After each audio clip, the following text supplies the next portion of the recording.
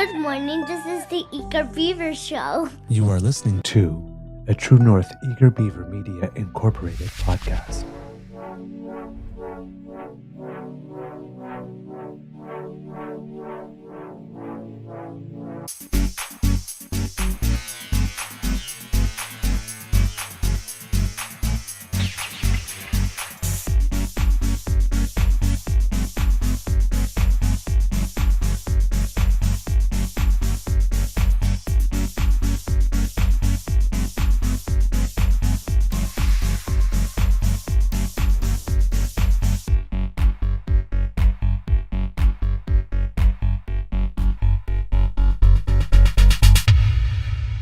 True North Eager Beaver podcasts are proudly brought to you by our founding sponsors, the Miss V Mysteries from Corvid Moon Publishing, your source for science fiction, fantasy, and cozy mysteries featuring a broad diversity of characters. PsychicTarot.ca, book your tarot reading and unlock your spiritual journey. And the Pepper Master, hot pepper sauces made from farm-fresh ingredients to thrill your taste buds and expand your mind.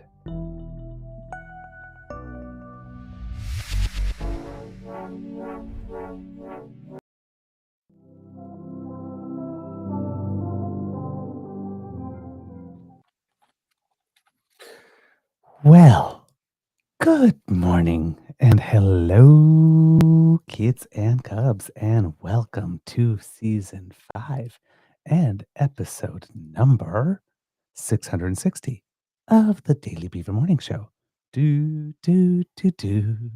Always 100% Canadian. Today, recording day is Monday, June 2nd, 2025. And happy Pride Month, kids and cubs. Oh, yeah. Yeah. Hey, regardless of who you sleep with or don't, regardless of what you have between your legs or don't, you're all invited to the party. So fag it up, bitches. Oh, it's gonna be fun. Well, that's a little, yeah, okay. What? You've never heard that one? Fag it up, bitches. Somehow it works. Okay. It's fabulous enough to work. Sorry, my grammar pedantic mind. I just We have no rules here. We have no rules. I'm your host, the Eager Beaver, pronouns he, him, hey, Mr. Beaver A. And as you can hear, with me as always is my good friend, Mr. Grizzly. And of course, making their special guest appearance, the twins. I have no name for them this morning. Sorry. I just thought, as soon as I said introduce Mr. Grizzly, that, oh yeah, I forgot to pick a name for the twins today. So this and that. There we go. All right. There you go. At the last minute with the save. Let's see. A big thank you goes to our podcast founding sponsors, the Pepper Master, the Miss V Mysteries from Corvid Moon Publishing, and Psychic Tarot. No. Yes. Yeah. PsychicTarot.ca. Yes. PsychicTarot.ca. I was thinking it was the other name that I was saying, but no, I had got it right. Yes. Me. Shouldn't have doubted myself. Comment from Tim McCaffrey says, feels like April 2nd this morning. I agree with you. It's currently in downtown Ottawa. It's 9 degrees. 9 on June 2nd. What the hell? Now, that being said, it's going to be 27 tomorrow, 30 Wednesday. Yeah. So, but it's freakishly cold for Ottawa at this time of the year. And anybody who's ever spent time in this city in the summer would know. I know technically it's still spring, but usually we are well into summer weather. Oh, yeah. Yeah. I'm normally schwitzing at this hour in the morning already. Yeah. By the May long weekend, it's usually like 27, 28 degrees. People are out at the beach. You might not go swimming because the water is pretty cold still, but you're definitely at the beach. So, that's a big cottage weekend for a lot of people. They open up the cottages. Sometimes people will open them up for Easter if it's warm enough. And in the past, it has been. But this spring has been weird. It's been a spring. And exactly, Tim. Consistency would be nice. Just consistent. Yes. Not 2 days of 25, 27, and then 2 days of 5 and 10. What the hell is that all Have about? we gotten 2 days of 25 yet? Yeah, we have. Yeah, Okay. we did. I must have missed them. Well, when it goes, that's the thing. Our memories can be quite short when it comes to the weather. When it goes from hot and then goes cold, and let's be honest, 10 degrees at this time of the year is cold, Yes. period. 10 degrees in February, hey, shorts and a t-shirt weather, right? Oh, yeah. Run around naked if you're Canadian. 10 degrees in June? No. Putting a parka on. Yep. I wore a toque the other day, and it wasn't for fashion. Yeah. So, yeah, it's for my recollection of the spring has been consistently gray and rainy and cool, with a couple of warm days here and there. Oh man. Okay. Mr. Grizzly, how is your mental health today, sir? That's pretty good. Pretty good actually. I got a to hell with it. Cat's out of the bag. Friday morning after the show, I got a email confirming that the job that I had recently applied for is or recruited for, I should say. I was recruited for it. It's mine, and I'll be starting in a couple of weeks. So can't tell you what it is. I'm working as a consultant in the audiovisual field, and that's all I can tell you, really. AV, yeah. So Yay. the money's what I wanted. Good. Was shocked because I'd been getting mostly lowball offers, and when he asked me, he said, "What are you looking at?" And I go, "This is my basement." He goes, "Oh, this is what we start at." And I go, "Oh, that works." He goes, "No, we start salaries at this." I'm like, "Yeah, that's exactly what I wanted." Okay, we're good. So it's 5, maybe 6 years worth of work, which is great. And yeah, let's just say I've got a plan in place, and the plan is start paying some bills really quickly. And as time moves on, I'll be able to start, topping up the TFSA and the RRSPs again, because they've taken a shit kicking over the last year to keep me afloat. Yep. A little Destiny's Child. Can you pay my bills? Can you pay my automobiles? Yeah, it's everything I want. Good. In a paid gig working for somebody else. I mean, look, ideally, this is meant to be that, right? Right. But it's going to take us time to get to generating enough revenue on this channel. I mean, I'll be able to start. We got to readjust our ad budget so we can get bring some more faces in. So yeah, we'll have to. We'll have a meeting about that later, sir. Yep. But we got to bring in generate some more revenue. So we have to bring in some more ad budget money, and as we can grow the channel, things will slowly be better. Now things are going to be changing for me. To what extent, I don't know. I haven't been given my office location yet, so that will be dependent upon several factors, and then of course factor in the travel time, because it depends on where I'm going to be working. I have a feeling of where I'm going to be working, and if it's there, I'll probably be able to do 30 minutes of the show first thing in the morning from 7 to 7:30, and then we'll see. It's we'll adjust accordingly. Yep. I haven't even got my employment contract yet. The news came in Friday morning that the client wanted me, because I'm going through an agency. Client wanted me, and yeah. So it's just a matter of getting the employment contract together.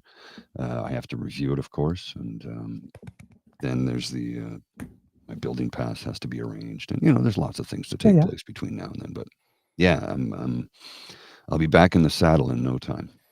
Between now and then, it's like hand to mouth and rolling quarters to buy KD. But Happy trails to buddy. things are turning around, and I'll be able to. Oh, I'm so happy for you. Well, it's a tremendous relief because, as I said, I was really battling with the whole, do I have a purpose anymore? But you've been working hard at this. Like the hardest job anybody has, as you ever heard, right, is trying to find a job. And you've been plugging away at this. Yeah. Well, you do the work, you get the rewards. My goal, like when I got my walking papers, because they just didn't have work for me. I thought, okay, well, I'm going to enjoy the month of August, and then hopefully I'll be back to work in September. I remember you saying that, yeah. And that would have been great, because I would have had my severance package, which was a big chunk of money, and that would have kept me afloat for a long time until it didn't, and then it was okay. Let's go into the savings, but the goal was to get back to work, and then I could just improve on everything. You'd have your severance package. We'll just put some money here, put some money there, pay this off, pay that down, blah, blah, blah, get the new income, and here we go. Didn't work out that way. Yeah. Here's the thing, though. Here's the thing that I have to say. Things always work out the way they're supposed to. You don't necessarily understand it when you're going through it, and you might have moments where, why is this happening? Now, I don't do the why me thing. I've done that in the past when I was considerably younger. Now I'm just kind of, well, this is how it is. I don't, I'll have my mournful moments, if you will. Mhm. Mournful, I guess, would be a better term there. My mournful moments of like, this is difficult, and I don't know where I'm going to be in the future. Do I have a future? You have those moments, but I don't. Why me? No, that. Why not me? Why anybody else? Right? Mhm. Took me a long time to get my head around that concept, but once you do, you just it makes something. When something negative impacts your life, you just, okay, I'll just roll with it. Right. You know? Indeed. Listen, this is great news. I am happy for you. I know how hard you worked for this. I know how hard you work, period. Because it's been 4 years. I've been watching you go. So this is deserved. It's well earned. I hope it's everything that you hope it will be and more. I hope it is indeed long term, because stability is nice. It's really, really nice. Having a solid platform from which you can leap and know that you will never go lower than there is good and gives confidence to try higher leap too. So, oh yes, yes. So I have nothing but love, and I am so happy, and I'm sending you all the good vibes. And I can see here in the chat already lots of yays and way to go balls and stuff. So thanks, hey. everybody. Appreciate it. It's been a tough slog. It's been almost a year that I've been out of work. Yep, indeed. See here in the chat too that Kit Saucy is not feeling too well today. So sending some healing vibes to you, dear one. Hope you're feeling better. Yeah, self-care. Glad that you're taking a little time there. I saw in the chat there that you're going to take some time. So that's good. Good. And we're sending you all the good stuff, and hopefully you'll be back to yourself in no time. But yeah, it seems like it's you're not feeling good today, based on what you've written there. All right, Kids Cubs. I'm doing well. I had a bit of a weekend alone because the Beaver Sweetie was off in Toronto to a university graduation reunion, and spent some time there and had a great time. And I remember when he graduated too. It was during COVID. Well, no, that's his PhD. This is for his bachelor's. Oh, okay. So his 20-year reunion. Okay, yeah, okay, I didn't know that. Yeah. So he had a good time, and weird stuff because about my foot. Friday, for some reason, my foot was so swollen, like really, really. Like I took a bath and it just expanded, like it was like I don't know. Paper towel that like super mega absorbent bounty that could absorb a whole swimming pool or something. And I thought, oh my God, like there's like no more skin. It's gonna pop. At some point, my foot was so big. I get like it's amazing how elastic skin is. So I did the ice thing again, elevated, and I rigged something up in my bed to have my foot even more elevated than it was. And fortunately, after like 2 days of doing that, my foot was almost normal size, like closest to normal size, like the other one that it's been since I broke it. I'm thinking, oh God, this is really great. And yesterday was my first day without pain. I was doing so well. And then my Beaver Sweetie came home. And you have to understand, if you've ever seen the movie Beethoven. Yeah, the big St. Bernard. Yeah, that's my sweetie. So he came to give me a hug and then kicked my foot. And you didn't have the cast on, right? Oh, I had the cast on. Oh, okay. Well, that's that. At least you had a modicum of protection. Yeah. So, of course, and if anybody's had a broken anything and banged it, yeah, I know what that's know how it just like radiates through the entire body, and you can like feel your heartbeat as in every pulse of it, and it lasts for hours. So yeah, he was home all of 10 minutes. Yep. And that was the end of my evening. I'm sorry, but it's funny. It's funny. I shouldn't be I laughing. know. It wasn't funny in the moment. It's funny now. Yeah. But it's like when someone you love has been away and they come home, a very important thing to do, even it's like away from work for the day, right? Is those first 5-10 minutes when you walk through the door. It's not walk through the door. Oh my God, I had such a terrible day, and then dump on someone. Right? It's walk through the door. Hey, you've been gone. Now you're here, like a puppy almost. You were gone. Now you're here. You were gone. Now you're here. You were gone. Now you're here. Yeah, come give me a hug. I miss you. I miss you. I miss you. So we try to have that in our relationship, like this. Like, don't walk through the door and just dump. Let's have like a moment, like to connect, and then then tell me about your problems.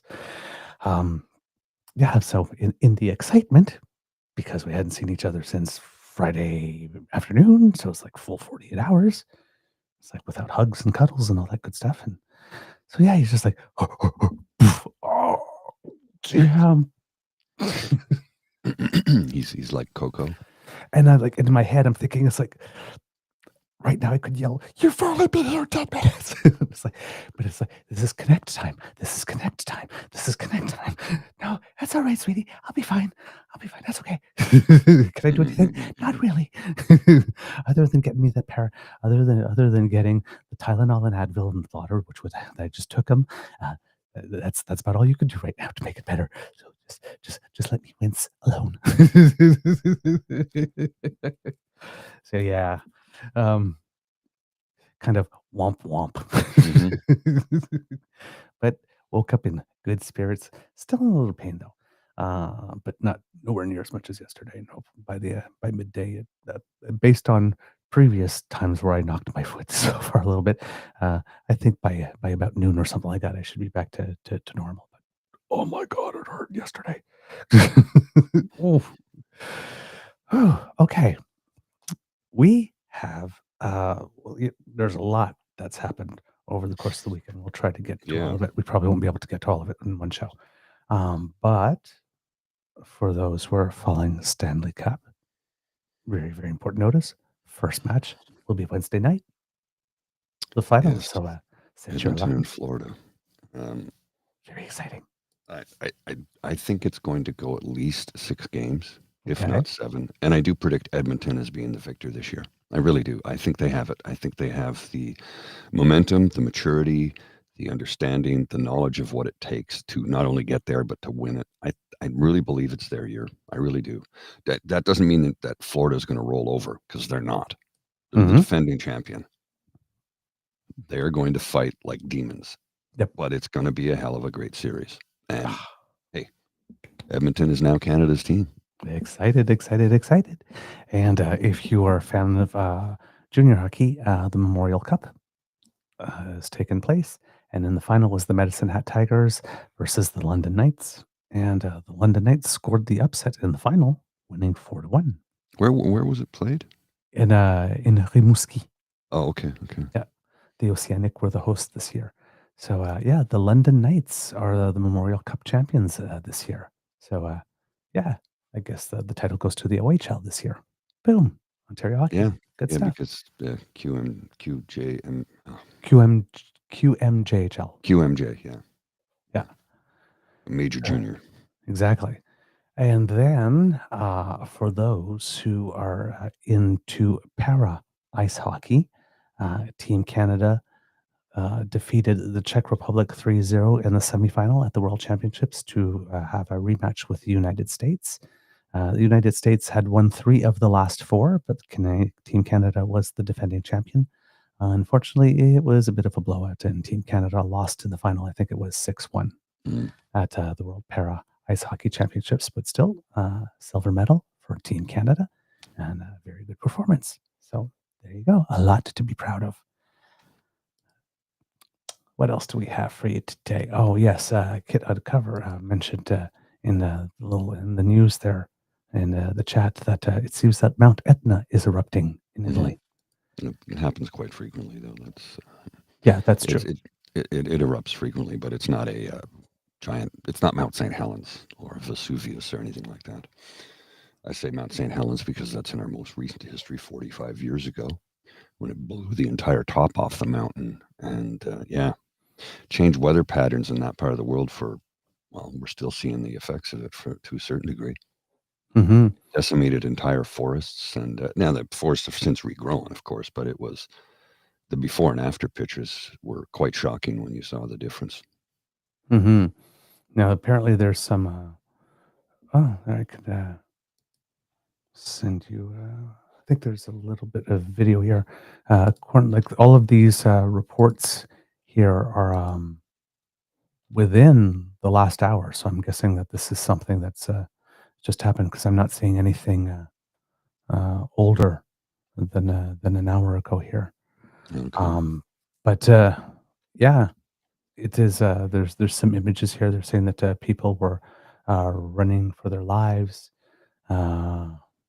as it happened. So I'm not sure how big an eruption it is, although, well, it seems to be pretty big.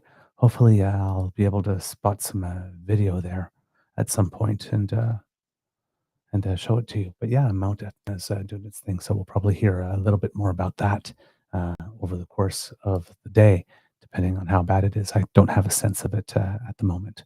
Um, Here, I what have else? some video. Oh, you do have some video? Okay. I do. Uncover the News just sent me some video, so Oh, wonderful. Thank you, Kid I'll queue it Uncover. up here, and I'll put this on the screen for you in just a sec. It's it's not a small eruption, Yeah. actually. That's what I mean. I'm guessing that it seems like it's a big one here. Yeah, this is not your typical little Oh my. pop. This looks no like wonder. it's fairly. Yeah, that's a big cloud of ash.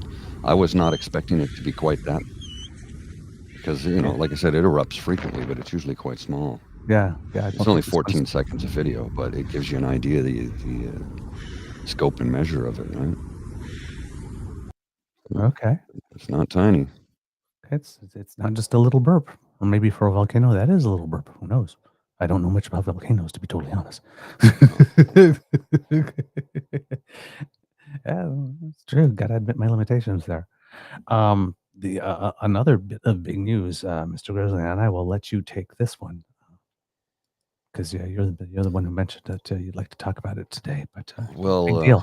Operation Spider's Web, which the Ukraine dealt a strategic blow to Moscow's or Russia's Air Force, their air superiority aircraft, if you will, their bombers.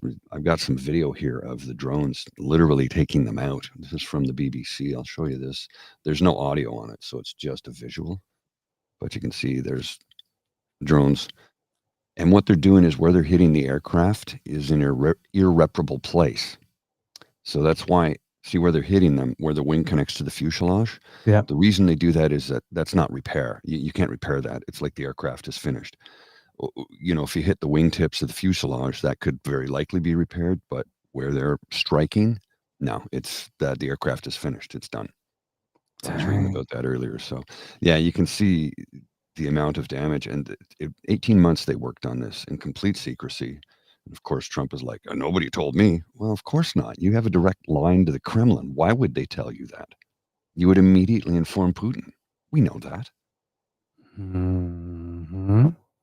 So, yeah, they snuck these drones into Russia. How they did it is just incredible when you think about it.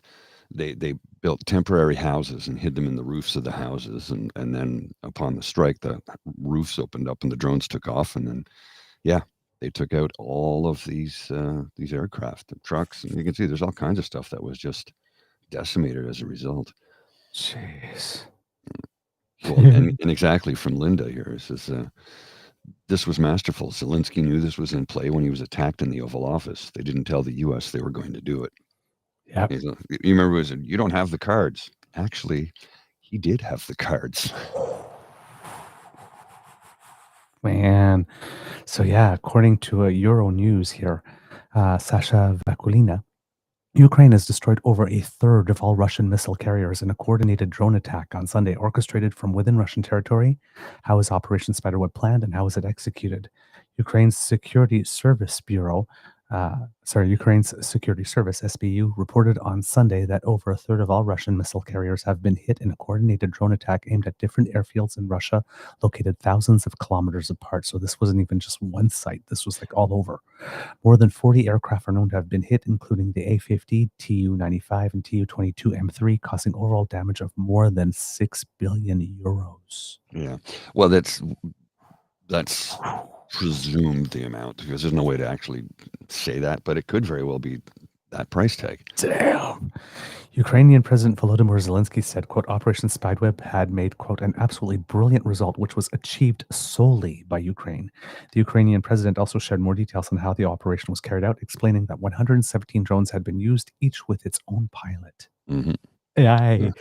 Quote, the most interesting thing, and we can already say this publicly, is that the office of our operation on Russian territory was located right next to the FSB, the Federal Security Service of Russia, in one of their regions. This is just trolling at this point now. Oh, yes. In a major blow to Russia's security services, Zelensky said Ukraine managed not only to execute the operation, but also to safely withdraw the people involved. They were operating in different Russian regions in 3 time zones. Quote, our most long-range operation. Our people involved in preparing the operation were withdrawn from Russian territory in time, he explained. Zelensky said it took Kyiv 1 year, 6 months, and 9 days from the start of planning to effective execution. Of course, this means like Zelensky caught on 1 year, 6 months, and 9 days ago at least. Oh, yeah. That he was not dealing with honest brokers in the United States and decided, you know what, we're going our own way. The more this, I love respect, man. Just major respect. That's how you do it. He thanked the head of the Ukraine Security Service, General Vasil Malyuk, and asked him to reveal the details and results of the operation to the public. Quote, of course, not everything can be revealed at this moment, but these are Ukrainian actions that will undoubtedly be in history books. Ukraine is defending itself, and rightly so. We are doing everything to make Russia feel the need to end this war. Russia started this war. Russia must end it, Zelensky wrote. Well, that reminds me of this. Man, if there's one thing that I know, it's never to mess with Mother Nature, mother-in-laws, or...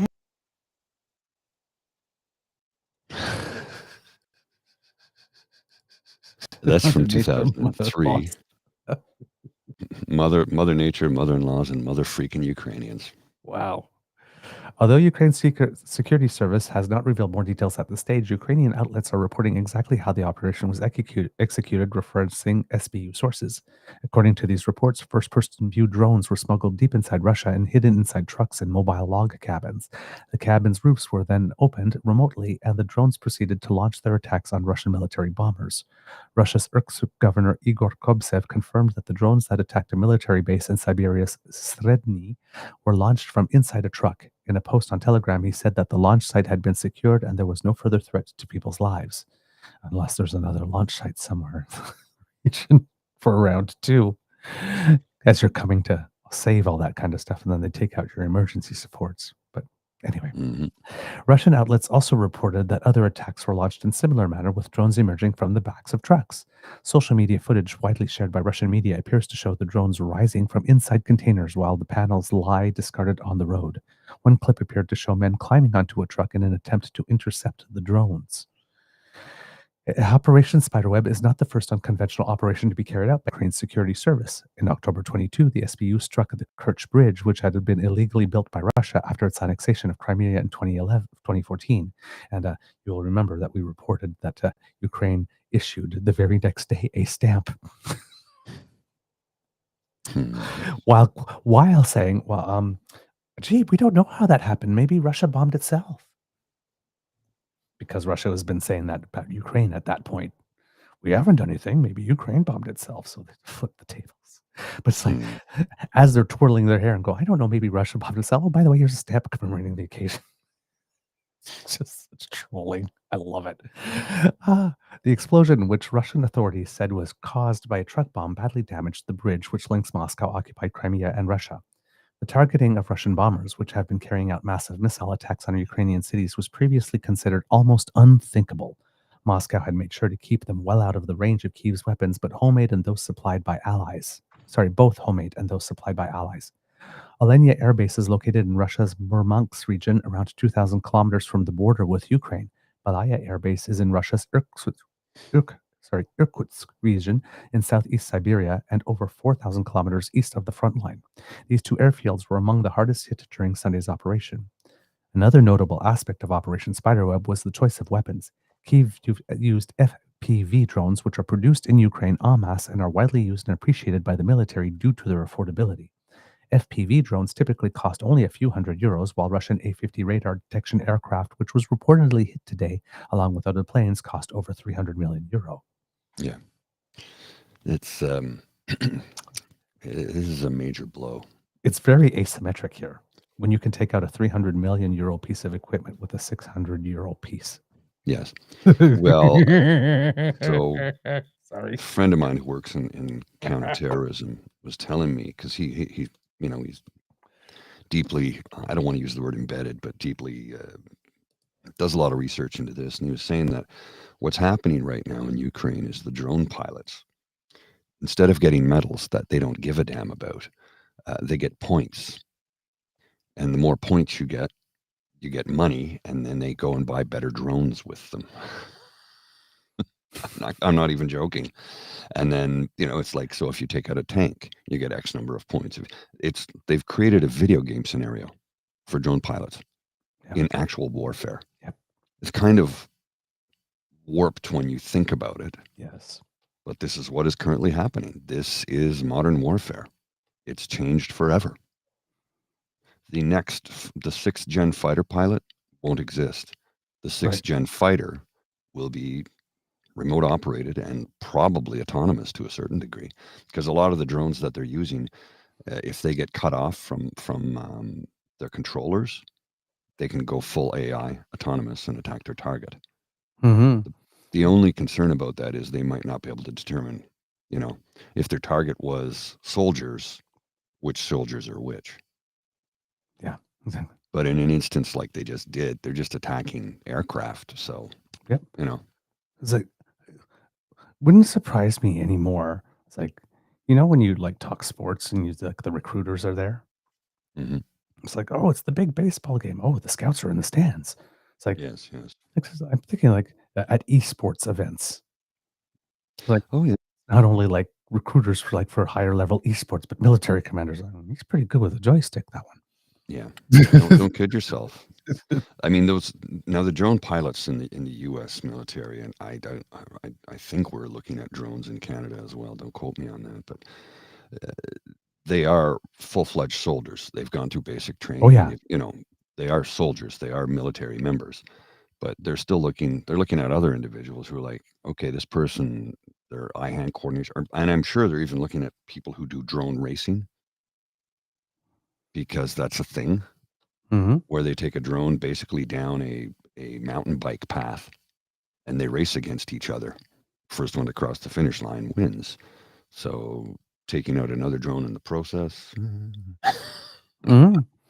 So, but this is, how I put it, if a $600 €600 drone can take out a €300 million plane, and Ukraine did this without advising the United States in any way, shape, or form, that piece of news going public certainly changes or gives the United States a lot to consider in the Canada-US dynamic, doesn't it? Well, because while we don't have a lot of money compared to the United States, we have more money than Ukraine. We can afford many $600 drones. Yes. You need to consider that.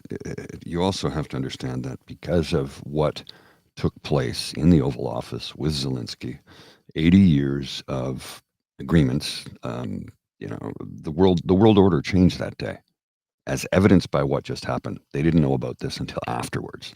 Yep. This is how secret it was, which is pretty cool when you think about it. This is out of a James Bond movie. Yep. Oh yeah.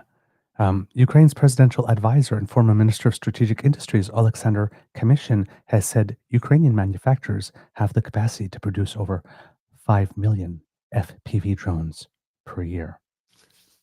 That's a lot. They needed 117 to do what they only just did. Yeah. to take out billions of dollars worth of. Yeah. Well, and here's the Shit. thing. Here's the thing. The drone is like it's $600, right? When it's done, it's done. In military expenditures, $600 is that's barely ammunition for a single soldier, right? So, Right. you know, in the process, they can take out a strategic target without risking any of their own soldiers' lives. So it's interesting. Yeah. It's really interesting. Oh man. That is Yeah. apparently um Mr. Taco didn't like that. Like, well, clearly he was caught by surprise because you'll remember a couple of days ago, he was when he was pretending that he was mad at Vladimir Putin. Vladimir's not doing it, and like this because he's figuring out he's being played now, and he doesn't like being laughed at. No. So No, he he can't realizes that the handle world that. is laughing at him. So that didn't go well on that sense. And then he's got the whole taco thing going on right at the moment as well, that he's not handling very well, as we'll talk about later. But oh my God, there's some video here from Ukraine. I'm going to show it here. It goes, "You got to admit, this is something you could watch forever." It's Laura Babcock, friend of the show, that was sharing it on her feed. And I'm going to share it with you over here. Let's do this. There we go. And this is here, the visual. Seen that clip.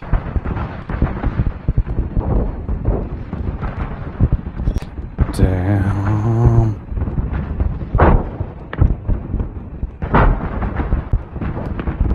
Oh my God. Wow. Oh, I have a feeling there might be a couple people falling out of windows in Russia soon.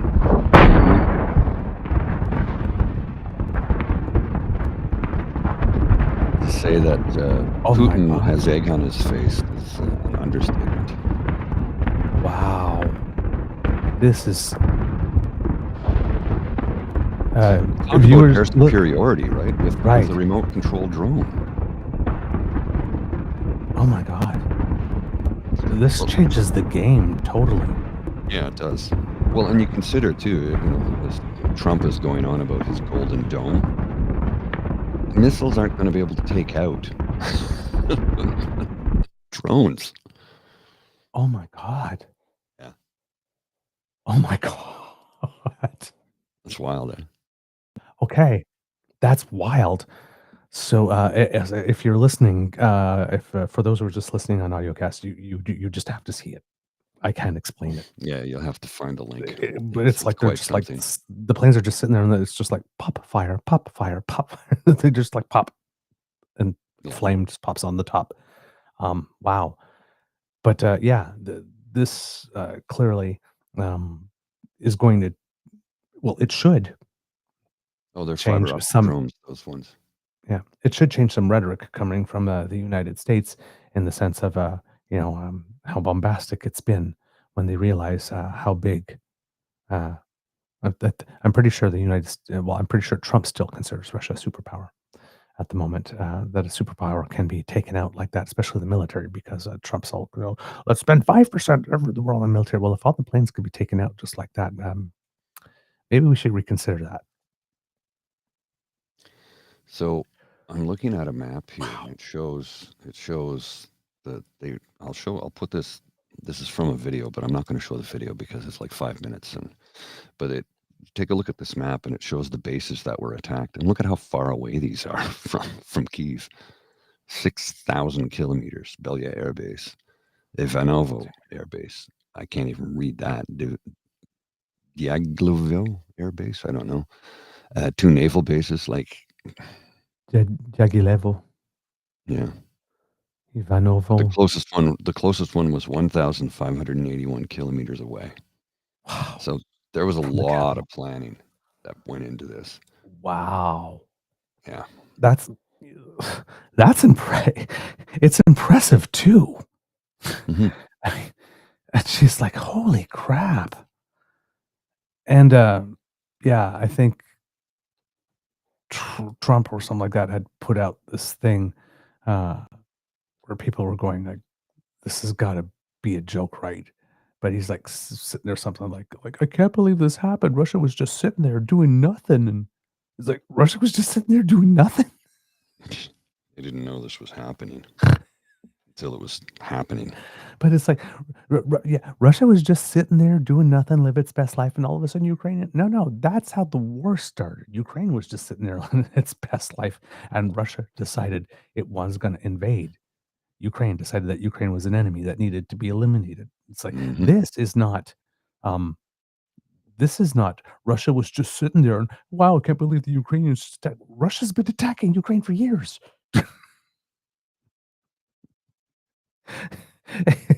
It's like, oh my God.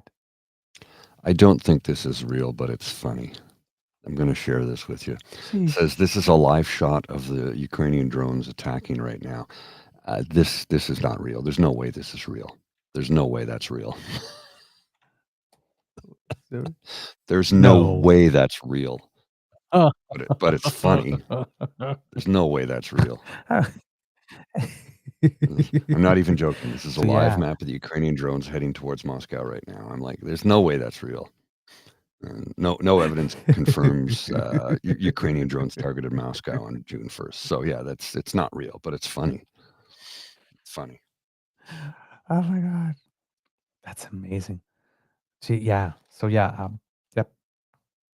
Didn't inform the United States. Just went ahead and did it. Is Zelensky is doing it's better to ask for forgiveness than ask for permission. Well, why do you even have to? Here. Like, really, why do the Americans need to know? Right. It has nothing to do with them. This is a sovereign nation that was invaded by a warring faction, madman, and they're fighting back. Ukraine doesn't want this war. They never did. But they're in it, so they're going to fight full force. Defend their lives, defend their sovereignty, defend their freedom, defend their homes. The U.S. isn't involved, so why would they tell them? They don't need to know a damn thing. So good on Zelensky for basically flipping the bird to Trump and the Oval Office after what they did to him in the Oval Office. You don't have the cards? No, I have several decks of cards. Thank you very much. Never underestimate. Never underestimate. I do not understand why people can't understand this. Well, what's the old saying? A single man defending his home is more powerful than 10 hired soldiers. Now, that's from a very long time ago, right? Yes. Before guns, before gunpowder. But there's truth to that in that somebody defending their home has a little bit more at stake than a hired soldier. A lot of hired soldiers are like, we don't need this objective, and we'll walk away. Whereas somebody defending their home will fight to the very end because it's their home. Right. Now give them a bit of technology. Yeah. It's kind of crazy. I got to grab a coffee. Don't underestimate people's attachment to their homeland. No, don't. Pardon, sir? I'm just going to grab a coffee. I'll be back. Oh, okay. So yeah, big thing. There's definitely going to be fallout as a result of this. So expect it. All right. Yesterday happened to be International Children's Day as well. So if you are a child, either on the inside or the outside, happy day. Also, let's see, what else do we have here for you? It seems that During the day from the speech to the throne, Prime Minister Carney had a little meeting with Stephen Harper. It seems that everybody's declining to comment on the meeting itself, with a spokesperson, André Champoux, from the Prime Minister's office, saying they had nothing further to say. CBC News reached out to Harper for comment via his consulting firm, Harper & Associates, but did not immediately receive a response. And I'm not sure how friendly or how tense a meeting it is, because you have to remember that during the federal election, Harper had endorsed Conservative leader Pierre Poilievre, who served as a cabinet minister in his government. And Harper appeared in Conservative ads in the latter part of the campaign. He also did it at a stump speech, but also wrote a fundraising letter taking aim at Carney's role in managing the recession. Quote, I have listened with increasing disbelief to Mark Carney's attempts to take credit for things he had little or nothing to do with back then, wrote Harper. He said that Carney was not involved in the day-to-day management of Canada's economy during the global recession and was undermining the work of Finance Minister Jim Flaherty. Of course, Prime Minister Carney did nothing of the sort. No. Then candidate Carney, I should say.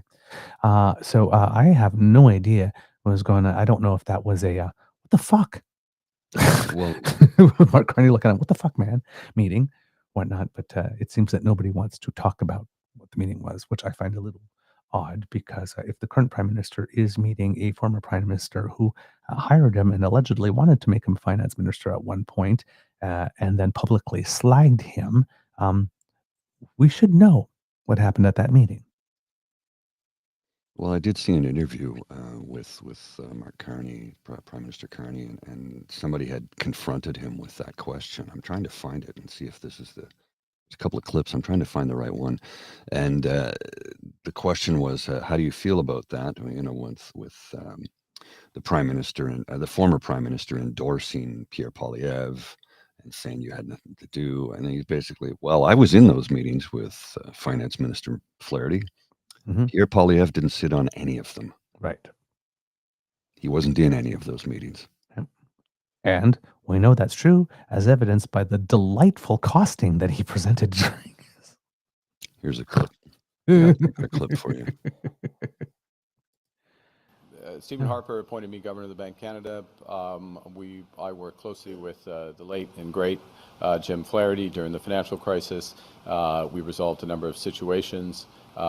Many people are familiar with that experience. I note that Pierre Poilievre was not at any of those tables, was not given any of that responsibilities, and note further that in subsequent years he has not gained any responsibility in managing crises or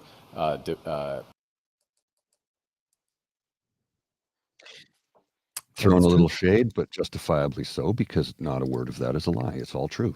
It is true. It's all and true. Like I said, and we've seen the evidence. The costing, terrible. His quote-unquote shadow critic for finance has absolutely no experience in finance, and technically needs to double up because he needs somebody to say whatever his shadow critic says, to be able to say it in French, because it is the economy. It's certainly not an efficient way of doing opposition, but there you go. Particularly if your calling card is that you've got all the solutions for the economy. Yes, if the guy, and of course we find out after the election campaign who the finance minister would have been. And it's not like he doesn't have financial talent. They've got this new person here that they just brought in. I can't remember her name, but stood up in the House and bragged about having 14, with 14 years of experience in business. I know that you need to have a budget in June. Well, it's like if you actually had 14 years of experience in commerce for real, you would know that you cannot make a financial budget in 4 weeks. No. For a country this big, especially in a context so volatile as this one. So I don't know where you're coming from there, Boo Boo Kitty, but that was not the flex you thought it was. I remember who we're dealing with here. I know. So, of course, they're going to have to vote on speech from the throne and all of that kind of stuff. And I was listening to Chantal Hébert, and even though we do have 4 weeks, Chantal Hébert did bring a good point that when you count the days for process and the days for debating the speech from the throne, of course, there has to be some opposition days in there and all that.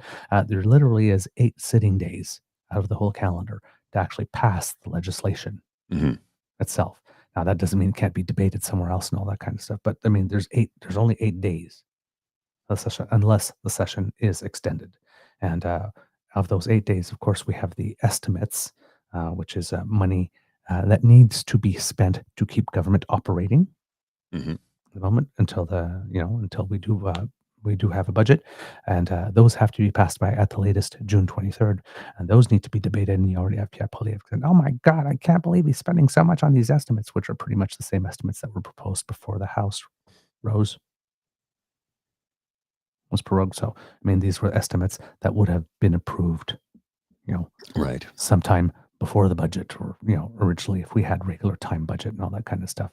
So I'm not sure how much cutting he was expecting the prime minister to do in estimates that were tabled originally before he was even prime minister, that are needed to just maintain the things that are operating now. I'm guessing he wanted him to come in like Elon and just start cutting stuff without actually taking the time to analyze what that cut would do. Right? You got Andrew Scheer standing in the House as we showed the first day of the question period. Where's the budget? Everybody's going, "Where's the budget? Where's the budget?" And already it's like this party is showing that it is not serious, because really, Mhm. it's like everybody knows that if the federal government were to spend this amount of time tabling a budget that would put out now, and then they have the NATO meeting and find out what the new commitment is, that, okay, sorry, that budget has now expired, we have to change it. But that would be dumb. Or here, here's the budget. It's like, now we'll make some cuts. He's having the meeting today Mhm. with the premiers to determine what are these fast track authority projects that they like. My guess is that the federal government will have to put some money in there. Would be nice if they knew which projects and how much before they made a budget. Right? So the whole conservative stuff, like, if you're a plan, you would have if you were the man with a plan, you would have a budget right now. Like, this is literally dumb, because if he's a man with a plan and intends to have a plan that actually is going to be effective or good, you take a little time and prepare a good plan. You don't just come in and say, "I've got the plan." Like, Mark Carney has a plan, but he needs extra data that you can only get once you are in government, right? There's some information that you can't get.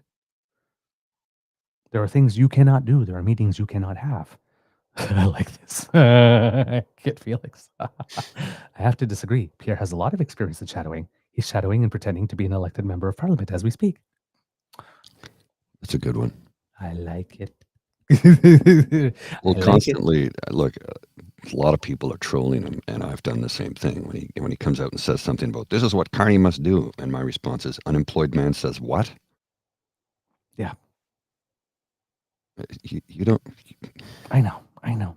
It's like he's in a terrible position to be telling anybody what they must do, considering that he himself couldn't get it done. Look, and people are going, "But he's still the leader of the party." Yeah, he is, but he Yeah. can't sit in the House of Commons because he doesn't have a seat. I don't question whether he's the leader of the party or not. He's a lame duck. He's a leader of party, but that and a couple of toonies will get you a cup of coffee. I mean, come on, man. Come on, right? It's like, this is not. It's not a thing. So apparently, the Conservatives want to introduce some type of amendment to the speech from the throne that demands that there must be a budget in terms of voting. So again, a useless performative amendment. Mhm. That will speak to the base that, of course, is just willing to eat anything that's spoon-fed to them. But anybody that has a modicum of knowledge of the economy and budgeting, particularly in a government context, knows that a budget that would be tabled in 1 month would be Yeah. sending a signal to the entire world: I'm not serious, Yes. and I actually don't have a plan. Well, as they keep screaming for the budget, and I hear people go, "It's a typical liberal thing." I'm like, oh my God. They just got elected. Do you expect them to have a budget right away? That's not Well, realistic. the budget always comes this time of year. Time. Yeah, but we didn't have a normal schedule this year. Okay, deal. We just had an election. We So just had an election. you guys Get wanted over Trudeau gone, yourself. and you wanted the carbon tax gone. You got what you wanted. Don't expect a budget. Also, you're gonna have to give up one. And they're literally going to be seated for what, 30 days in total before they, the House shuts down for the summer. I know. Yeah. But So they can work on it over the summer. There's no question period. The House doesn't sit for that time period. Come back in September, they can go, here's the budget. Yeah, we realize it's not in the spring like it normally is, but things are different. We had an election. Yeah. This is how it works. An election that the Conservatives wanted. Right? An election that Conservatives wanted. They begged for it for months. They voted 10 times in the House to make the government fall. Yes. Like, so, And as Prime Minister Carney pointed out in his first question that he answered at question period, it's not like the Conservatives were planning to table budget in the first 100 days if they were elected. No. So demanding of others you said you had a plan, so prove it by tabling the budget. It's like, yeah, I have a plan.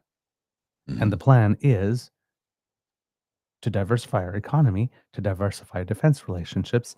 And now I am going to go talk to the people I need to do that and get some additional information, get some overall budget and numbers and expectations to actually put the numbers into my plan. And he's moving fast. we have an agreement with the EU for military procurement. Instead of buying from the US, we're buying from the EU. Mm-hmm. I just read that the other day. Do we have like a full signed agreement, or is it still like memorandum of understanding or something? I'm not entirely sure about that. Because I think either way, what I'm saying is a little longer. But yes, he's moving very fast. Yes, there's definitely engagement and commitment in a clear direction that's where we're going. Yes. And he just had a meeting, a closed-door meeting with all of the leaders of the major energy companies or oil companies in Alberta, saying, look, we got to get green online. We got to do this. We got to do, and we don't even know entirely what they said. Exactly. Because it was a closed-door meeting. But there have been some reports that he talked about, getting a green energy initiative up and running, and the government will provide assistance where need be, which I am not a big fan of because I'm tired of the corporate welfare, billion-dollar corporations getting my hard-earned dollars. Come on, man. There's people on ODSP who have to go out and beg in the street because it's not enough to live on. Right. Exactly. I realize that's a provincial matter. I do realize that's a provincial matter, but we could also get some federal funding in there to help people out. Yep. Indeed. So you've got Pierre demanding a budget and all that kind of stuff and going around, trying to make himself relevant and making these types of statements. He released about 11. At the Premier's meeting tomorrow, Mark Carney must announce a repeal of the industrial carbon tax, the energy cap, the no pipelines law, and tanker ban, and set up shovel-ready zones to get things built. So in other words, Danielle, his boss, told him what to say. And he's repeating what Danielle is saying. So he too is being a little hostage taker. Otherwise, this will just be another liberal PR stunt like the last 10 years, because the last 10 years were a PR stunt. The pandemic was merely a PR stunt, and the recovery from it and everything that we did, childcare and dental care and farm care and, changing the Canada Child Benefit to raise kids out of poverty and renew the census and remove drinking water advisories, I think from 147 at different places and all that. It was all a PR stunt. Nobody's lives actually got better as a result of this. Time to get the federal government out of the way to release trillions in riches from our ground and break dependence on the U.S. So you got Charles Adler here, Senator Charles Adler. New research tells us defeated politicians develop a tendency toward issuing ultimatums to those who are elected. Hashtag horse that didn't finish syndrome. Boom. It's funny because it's true. It's funny because it's true.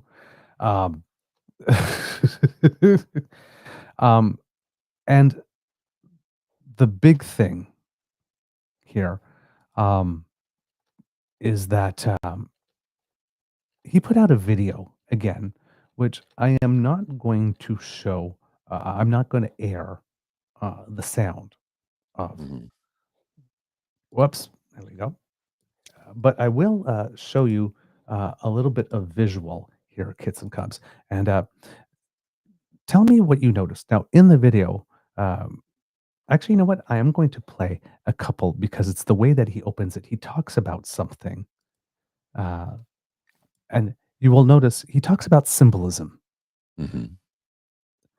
Uh, there is while he himself is showing us a symbol, which is absolutely immediately just by the way he was handling a prop.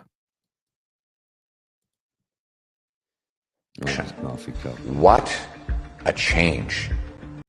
But do the numbers back up the symbolism? Well, we found out this week. See, government has to get the approval of the House of Commons to do any spending. How come this supposedly brilliant banker cannot do the same? But all that really matters. So basically, this one's it's not the full speech. If you're hearing it audio wise, it's skipping to things. So they're going from scenes, but he's basically holding it like, here, I've got a cup.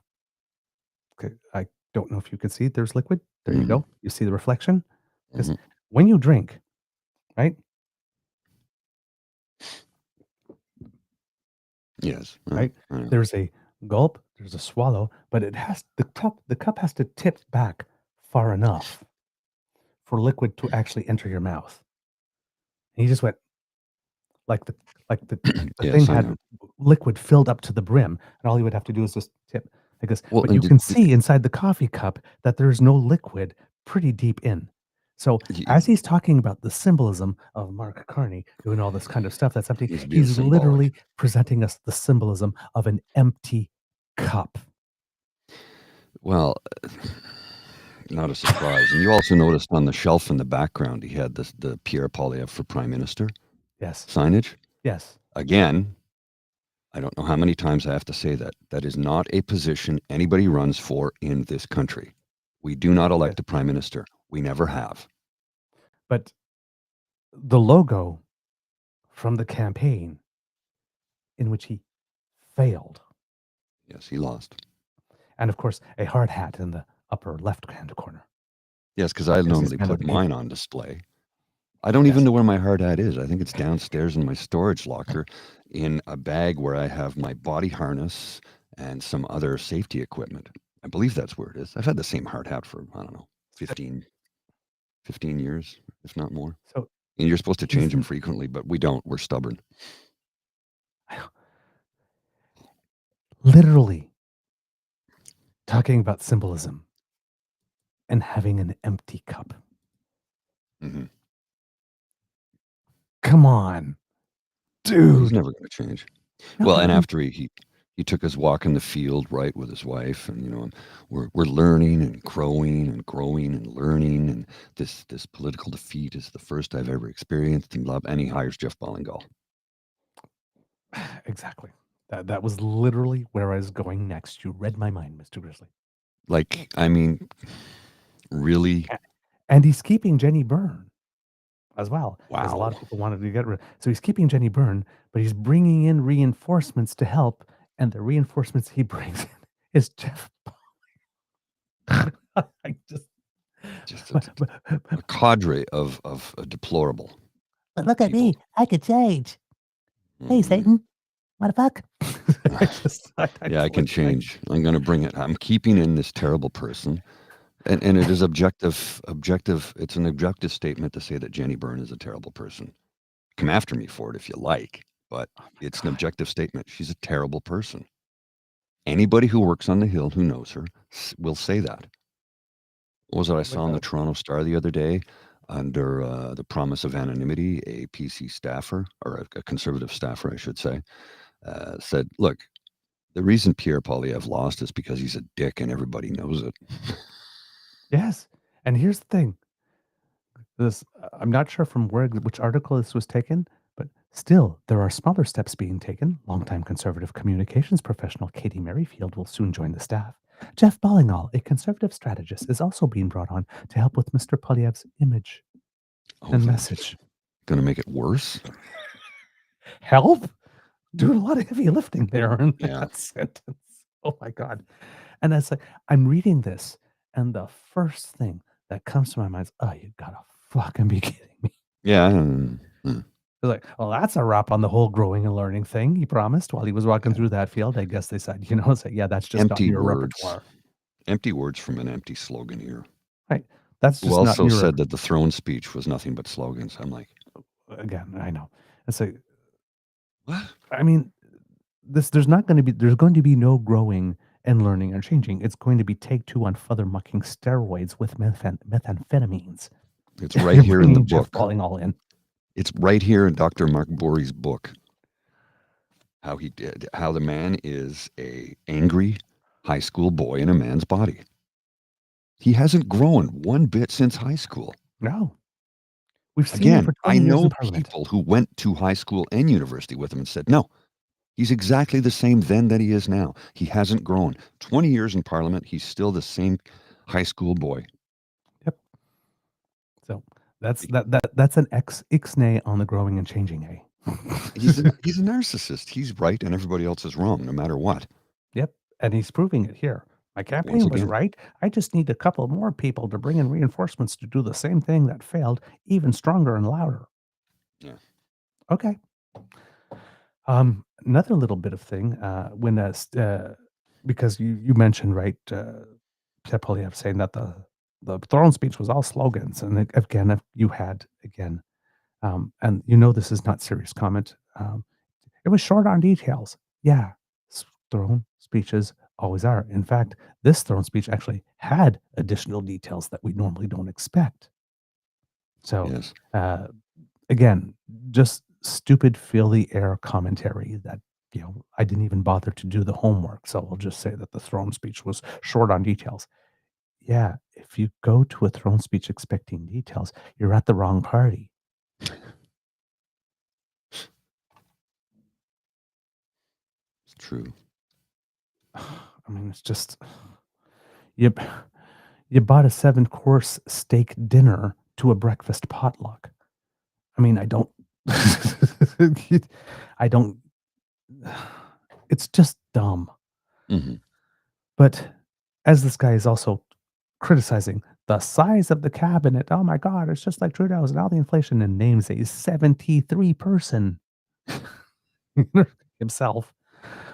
Some of the people he left out, Jamil Giovanni, is not one of the 74 named. You think he would be there considering how visible he was.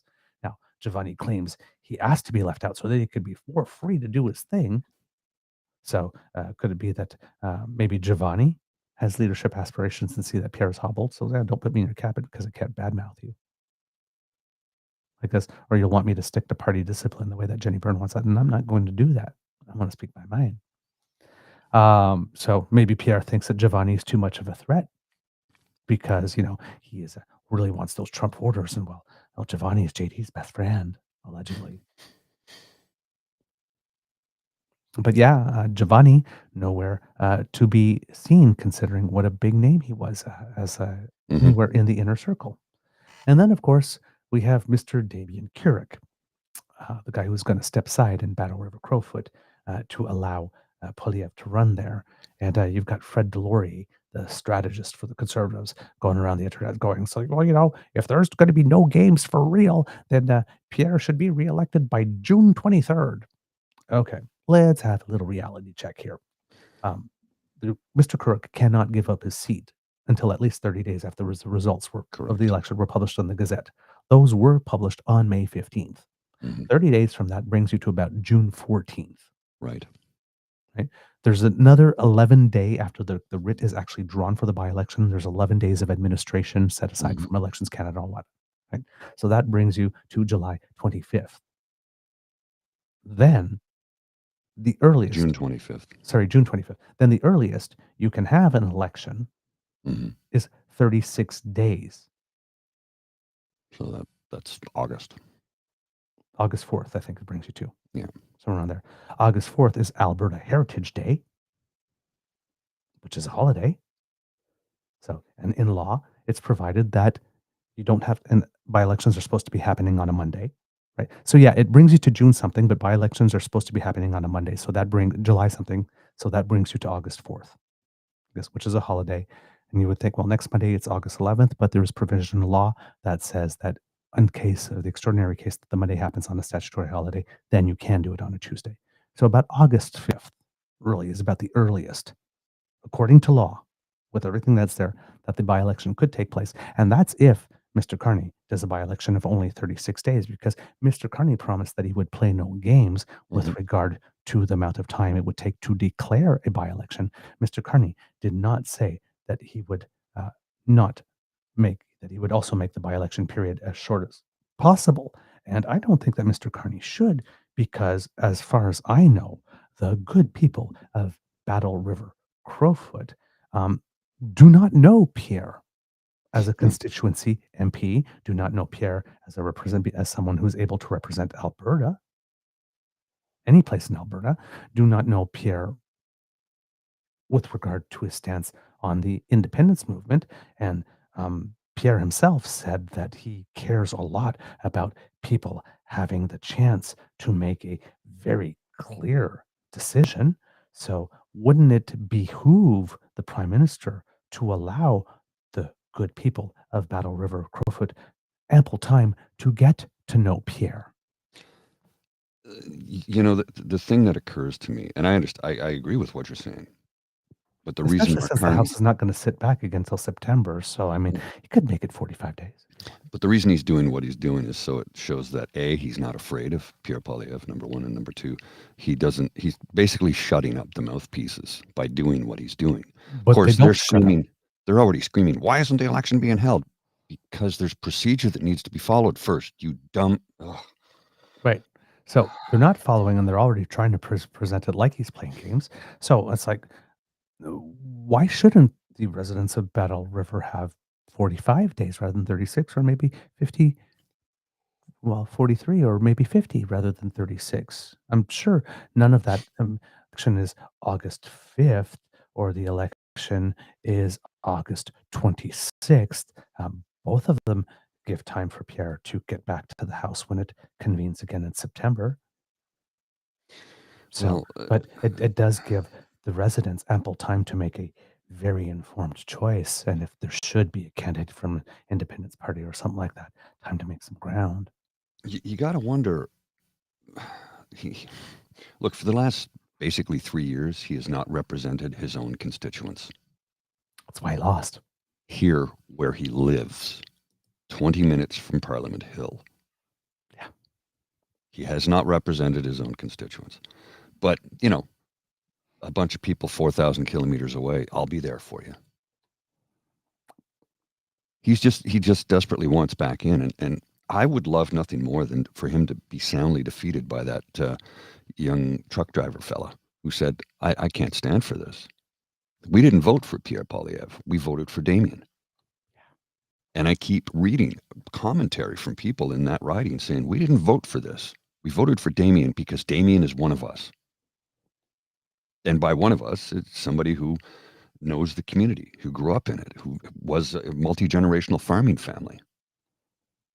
They wanted somebody who can actually represent them. Pierre Poilievre doesn't represent anything but himself. Exactly. But that's why I'm saying maybe the residents should have ample time to get to know him. Well, there's no guarantee that he'll win. He may very well, but there's no guarantee. Mm-hmm. Nothing in life is guaranteed but death and taxes. That's it. And I've said often on the show, time is not Pierre's friend. No, it's not. So, like I said, whether the election is the 5th or the 20th, how late it is in August has no bearing, should he win, on when he can re-enter Parliament. Mm. So why shouldn't the residents have more time to get to know Pierre? Well, let's have a listen from Damien, what he had to say. Yes. Just as he's getting ready to step down. Thank you very much, Mr. Speaker, and it is an honor to rise in my place and deliver what will be my farewell speech in this Parliament.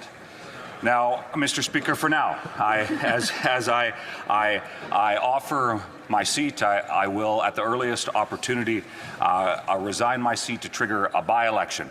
But let me start by first sharing a few thank yous. Mr. Speaker, it is an honor to serve in this place.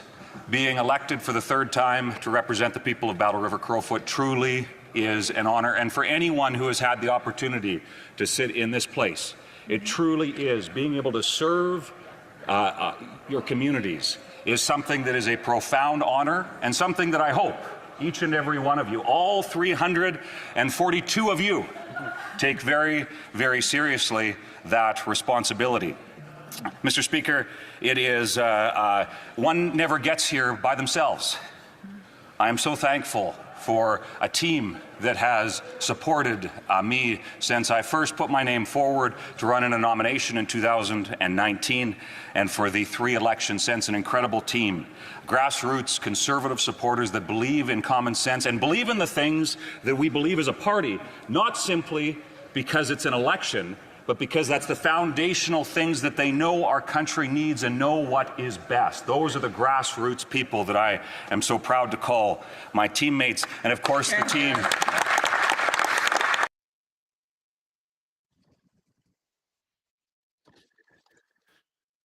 The words from a man who clearly cares very much about his constituents.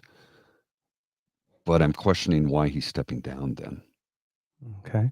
What was he given? What was the quid pro quo on this one is what I want to know. Yes. I mean, he was 6 months away from his pension. Yes. Yes. And again, that's something we are entitled to know. Now, you will notice that in that first step, though, first part, when Mr. Grizzly was mentioning that, yeah, he probably does care a lot, but he's in there talking about, I hope you take this responsibility seriously, Mm-hmm.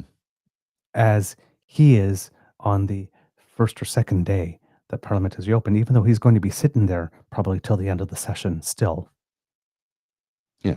already delivering his farewell speech. So what's he going to do for the rest of the month then? You think he would have waited a little bit, but Pierre needs it right now. I take the responsibility so seriously that I'm giving up my seat right away and charging the entire nation another about $2 million. Well, I mean, this one's interesting. If he's willing to stand aside just before being eligible for a pension, what cushy oil job did he just get handed? That's entirely plausible. Or a job within the party.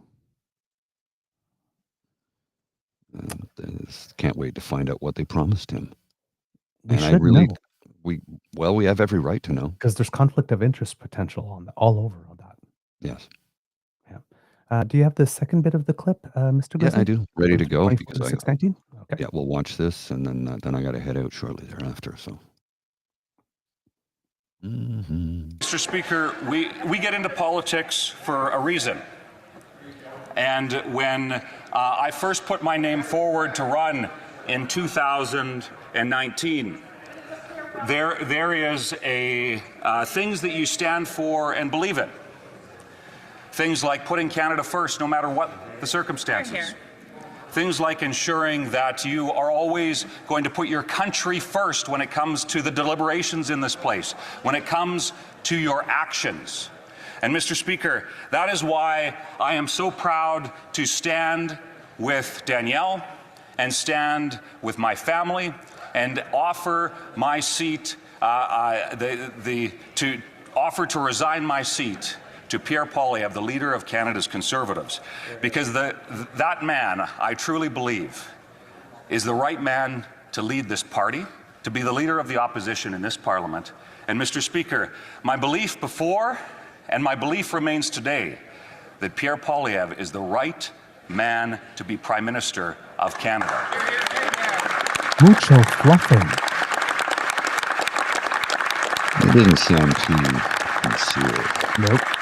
It sounded scripted. And Mr. Speaker, I would ask the people who overwhelmingly put their trust in me in Battle River Crowfoot. I was honored to receive more than 80% of the vote. An incredible I think, affirmation of not just myself, Mr. Speaker, because politics should never be about oneself, unlike what so many of the Liberals make it about. Politics needs to be about doing what's best for your country. So for the people of Battle River Crowfoot, you put your trust in me. I have a simple request to all of you. I would ask that you trust me as I ask you in this upcoming by-election to put your trust in Pierre Poilievre and elect him as the Member of Parliament for Battle River Crowfoot for the remainder of this Parliament, as he will fight for you in rural East Central Alberta, and as he fights to represent Canadians, the common sense vision that so many Canadians, in fact, many Canadians put their trust in for the first time in this election. More than 8 million Canadians voted Conservative in this last election. More than 41% of the population voted Conservative in the last election. So to the people of Battle River Crowfoot, you trusted me. I'm asking you to trust me once again as I ask you to support Pierre Poilievre as he runs in an upcoming. Okay. You will notice that a lot of that was like, okay, I'm going to do the right thing for the country and like this and that part. Okay, if you feel that's the thing to do, fine. But because it's not about one person, it's about But what's he's doing best it. for the country. He's But doing I'm it for doing one all person. this for one person. Yeah, he's speaking out of both sides of his mouth. You know, I honestly, I'm desperate to know what they promised him. Does nobody proofread this stuff? Clearly, I'm desperate to know what they promised him. Here's the thing, though. It's going to go over the heads of a lot of people. All they're going to hear is, you got to do the right thing for the country. There's a man we can believe in, but there will be Sacrifice it people. all for Pierre. There will be people paying attention who go, hang on a second here. Hang on a second here. He abandoned his constituents after winning 80% of the vote. He's abandoning his constituents to have a guy from Ottawa come in who hasn't lived in the province in 25 years to come over here and represent us. That doesn't seem right. Take my word for it. Yeah. It's about doing what's best for the country, not about doing what's best for just one man. So elect this one man. Well, 43%, 59% didn't vote Conservative. Yes, over 8 million people voted Conservative. Over 8 million 41% people of the also voted Liberal. Yeah. It's like, yes, you may have gotten over 8 million votes, but the other party got the most votes that any party has ever gotten in Canadian history. That was also because of Pierre. So Carleton It's didn't want to do what's best for the country. I think Carleton did what was best for the country and voted his ass out. Again, the guy talking about symbolism while presenting an empty cup. Yeah. This guy talking about it's not for one man while he's doing something for one man, talking about your responsibility. I hope you all take your responsibility as an MP as seriously as mine. Deuces, I'm out of here. See ya. I can't. It's like, Kirk out. Well, I wonder who wrote that for him. Jenny Brown, proofread. maybe? Focus group it. It's like, I'm sitting at home and I'm thinking like, no, who approved this message? No. And again, if that's how competent their communications are to their own members, an audience that's supposed to just eat it up and and not question it. How is this guy going to run a country? Yeah, well. He can't think. These people can't think beyond the current nanosecond. It's impossible for them to do it. You can't run a country. Running a country is a long game effort. You think Mark Carney, when he says, I'm going to reorient the entire, he's going to accomplish it in 2 years? Of course not. It's a long game plan. He's got to lay some stuff down to allow other stuff to happen, which allows him to lay more stuff down, which allows more stuff to happen. It's like systematic, scheduled, planned initiative with steps and phases and tactical and strategic considerations and plans and contingencies. It's not like, well, I need the PR hit today. So even though you're going to be sitting in Parliament for the next 20-something days, have your speech today saying that this is your first and last of the session, your final. It's like, what? The guy's not going to be allowed to speak for the next 20 days now? Mm-hmm. I don't. It's just dumb. Well, I think This is what a they speech he did, should have done like 2 or 3 days before he was actually stepping aside.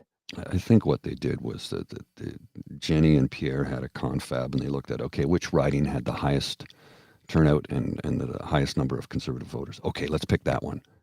Call Damien up, tell him we'll give him a sweet, cushy job in the oil industry, and then promise that he'll be back. Yeah. How's he coming back? Where's he going to run? Well, either there'll be either a by-election or, like I said, the Conservative plan, right? The Conservative plan thinking is that a bit like the Bloc Québécois, we're going to have a deal with the United States by the time the U.S. midterms come along. Mm-hmm. This, and then we see if Trump gets elected or not. If how Trump does in the midterms, and then we make the government fall because they will not have accomplished anything. I mean, there's not a lot of the stuff that Mark Carney has said that's going to actually be built or started or whatnot like this. There might be some housing and stuff like that in terms of producing like this, but the whole modular housing thing is not going to start. He has to actually build Canada homes first before that 25, So, I mean, there are some steps and there are some processes that are going to happen. So he's going to do that thing he did with the dental care and the farmer care plan. Says, well, it doesn't exist yet. He hasn't done it. He said 2 years. He said he had a plan. He's failed. An election now. Vote for me. That's the plan. Right? They think that it's a given he's going to get the seat, and that it's a given that Mark Carney is going to do terrible, and that's a given that in 2 years, because we're going to, or a year and a half, we're going to have another election, and then he's just going to waltz in because Mark Carney is going to have been a failure. The plan is to say for the next year and a half how Mark Carney is failing. Yeah, see, he's failing. He's serious. He doesn't have a budget. He's failing. Like, they're already at it. It's going to be pumping it for the next year and a half. Everything he does is a failure. He can't get it done. It's never gotten off the ground. Where is it? It hasn't happened yet. And then provoking early elections. See, he said he had a plan, but he didn't get anything done. Vote for us. That's the Conservative strategy. To keep on doing what they were doing, louder, stronger, maybe in all caps this time. Mm. Well, I mean, I'll show you this tweet from Skippy, and then I got to go. This is yesterday. This is from 9 p.m. last night. At the Premier's meeting tomorrow, Mark Carney. Oh, you did? Sorry, I missed that. Okay, well, I'll take it down then. Yeah, it was like grabbing coffee at the time? You might have been. I'm not Okay. sure. But yeah, it was like calling it a PR stunt. I'm like, from the PR stunt king. Yep. Globe and Mail's reporting he may face a leadership review. Well, he has to face a leadership review. Yes, he does. Because he lost. But it's scheduled for the spring. He's trying to have the leadership review bumped up till September. So that there's not enough time for Mark Carney to do well and for the polls to show a split so that the Conservatives might get the idea, oh, maybe he's not the man for the moment. Because all of this is about get me in now, confirm me in this position now. Don't make me work, don't make me earn it, just give it to me now. Mm-hmm. Yes. Well, here's an interesting tweet from Captain Dick. He says, what is really at stake is the reputation and image of Battle River Crowfoot voters. All Canadians are watching what they will do. Recycling toxic MPs who were discarded for failing to do their job in another riding is not a good look. Do they really want him or another CPC MP? This is the question I'm asking. Yep. It's like... the ick factor is huge. It's like, is it going to succeed for him? Because I think a lot of people are like, we did not vote for this man. And Damien stepping down is basically ending his political career. Like he may still have some supporters, but a lot of people are going to go, dude, we voted for you and you left. You abandoned us. So that Skippy could get his seat back, or get a seat back, I should say. I think this is going to piss off a lot more people as time marches on than anything else. Maybe I'm wrong. Maybe he wins in a landslide. See, my expectation is that more people would be pissed off. And again, in this whole like not thinking of the next nanosecond, right? Just the current nanosecond. I've got a seat. I'm going to run. It's in Alberta. It's like, dude, the Alberta, you are going to be asked every single freaking day about what your position is on Alberta separation. And if you want to be the Prime Minister of Canada one day, you cannot say that you're for it. You cannot. You've already said that Danielle Smith's hostage demand list was reasonable. In that tweet that Mr. Grizzly just showed that we read earlier, it's about the PR, that first paragraph is the three things that Danielle Smith really, really, really wants. She's his boss. If he's in Battle Crowfoot and he is not singing full-throatedly, I love Danielle and everything she does is fantastic and yay for separation, I'm not sure. Like, he just thought, like, I just need to go to the place where I'm most sure to win. That's all it is. And he didn't think beyond that. I really have to go, sir, but I just wanted to share this little thing from the National Post, which I think is hilarious.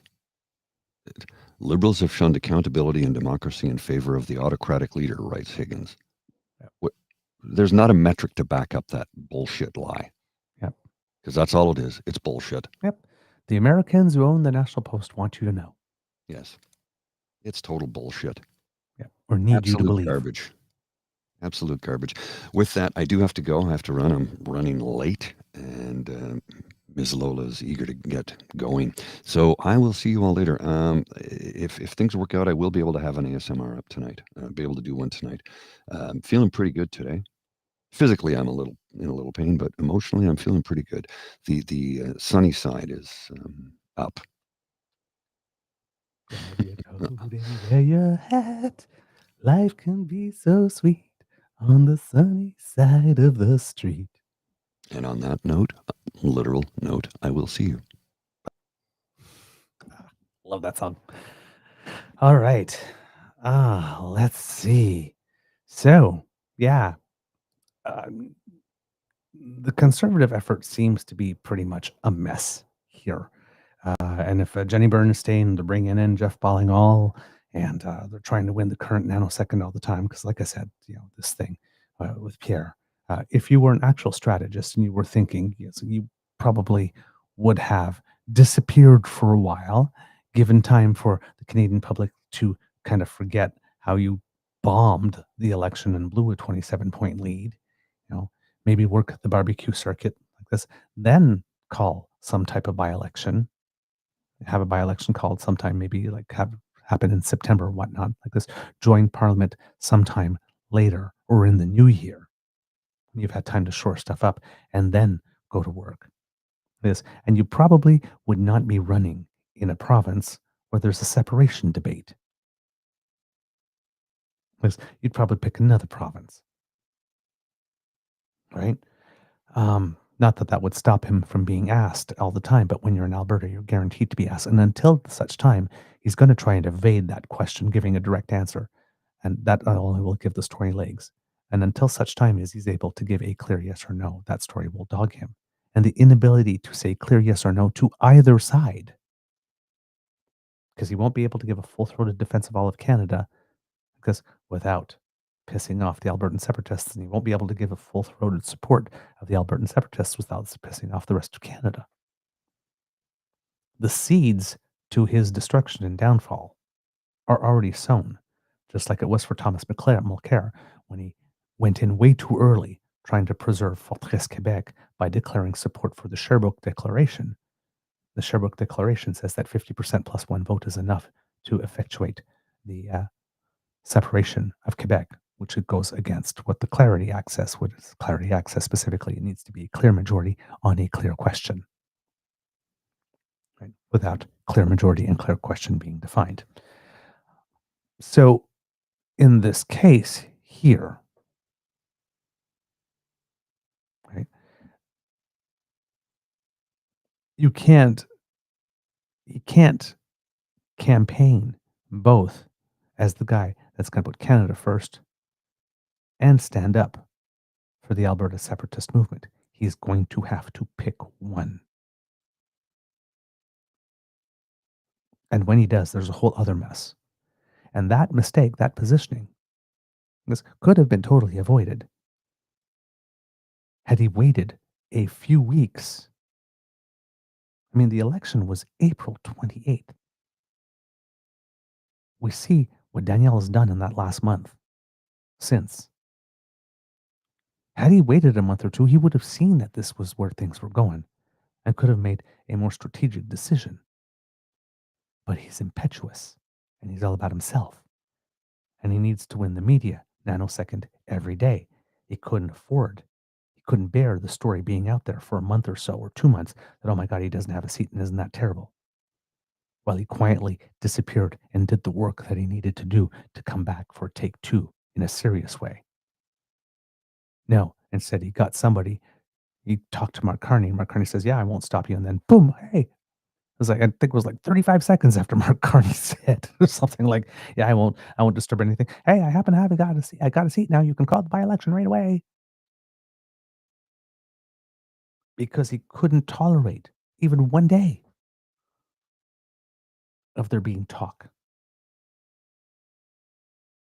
of him being without a seat.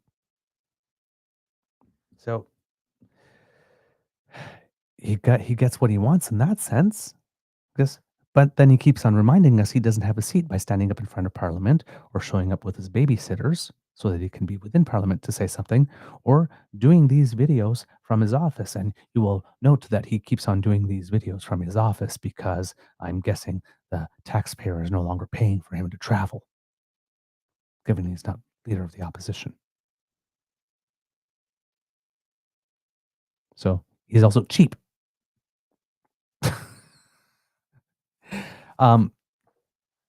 That video was put out just so he could have content that day. But it's dumb. It stepped all over the message with the empty cup. These people are not playing a long game. There's no strategy. There's no plan, really. There's no rigor. There's no method. And we're watching this as they're telling us that this is the guy and this is the team to run a country. It's just nonsense. It's utter nonsense. Got Kit to Linda M here. You have to wonder who thinks these things are good ideas or if they're deliberately trying to sabotage them. At this point, I don't know anymore, to be totally honest. I'm telling you, it was like Danielle Smith, as far as I'm concerned, could be totally sabotaging him, as far as I know. These people who keep on putting him in these positions. Like I said, I do not know. But yeah, it does look like someone is trying to sabotage him. Yeah, Kid Christian. If you have to tell somebody you're growing and learning, you're doing neither. Yeah. Absolutely. Yeah. You are paying attention, kits and cubs. You are paying attention. Kita T. Wigmore asks, is Ripper worth the read? I've started into it, and so far, it definitely is. And hopefully, when I get through it, we might be able to have an episode or two, a book club episode, and maybe have Mr. Burry on the show to come and talk about it. We would like that. We reached out to him, and he has expressed an interest, but I want to make sure that I have the ability to finish reading the book first so that we can have a more fulsome discussion rather than having read a small little bit and then sort of ask, well, basically do the book report. That sounds like I didn't read the book, right? So I really want to be able to get in there and be able to ask them questions about it. So, and that type of stuff. So, but yes, it is worth a read. And like I said, Kits and Cubs, if you do get the book and do want to read it, that is something that we are planning to do at some point. So if you want to read the book and then be able to discuss it all together, that would be great. Go and get your copy and we will plan that. But yes, I bought it and I was hoping to be able to get it. I was overly ambitious and I thought I was going to be able to get it read during the election itself. And yeah, that wasn't going to happen. And then, there's the post-election stuff. And then I broke my foot. So and things take me a little longer to do around here. So there hasn't been much time to get back and continue the reading. But I was about 4 or 5 chapters in at the time that I had to stop.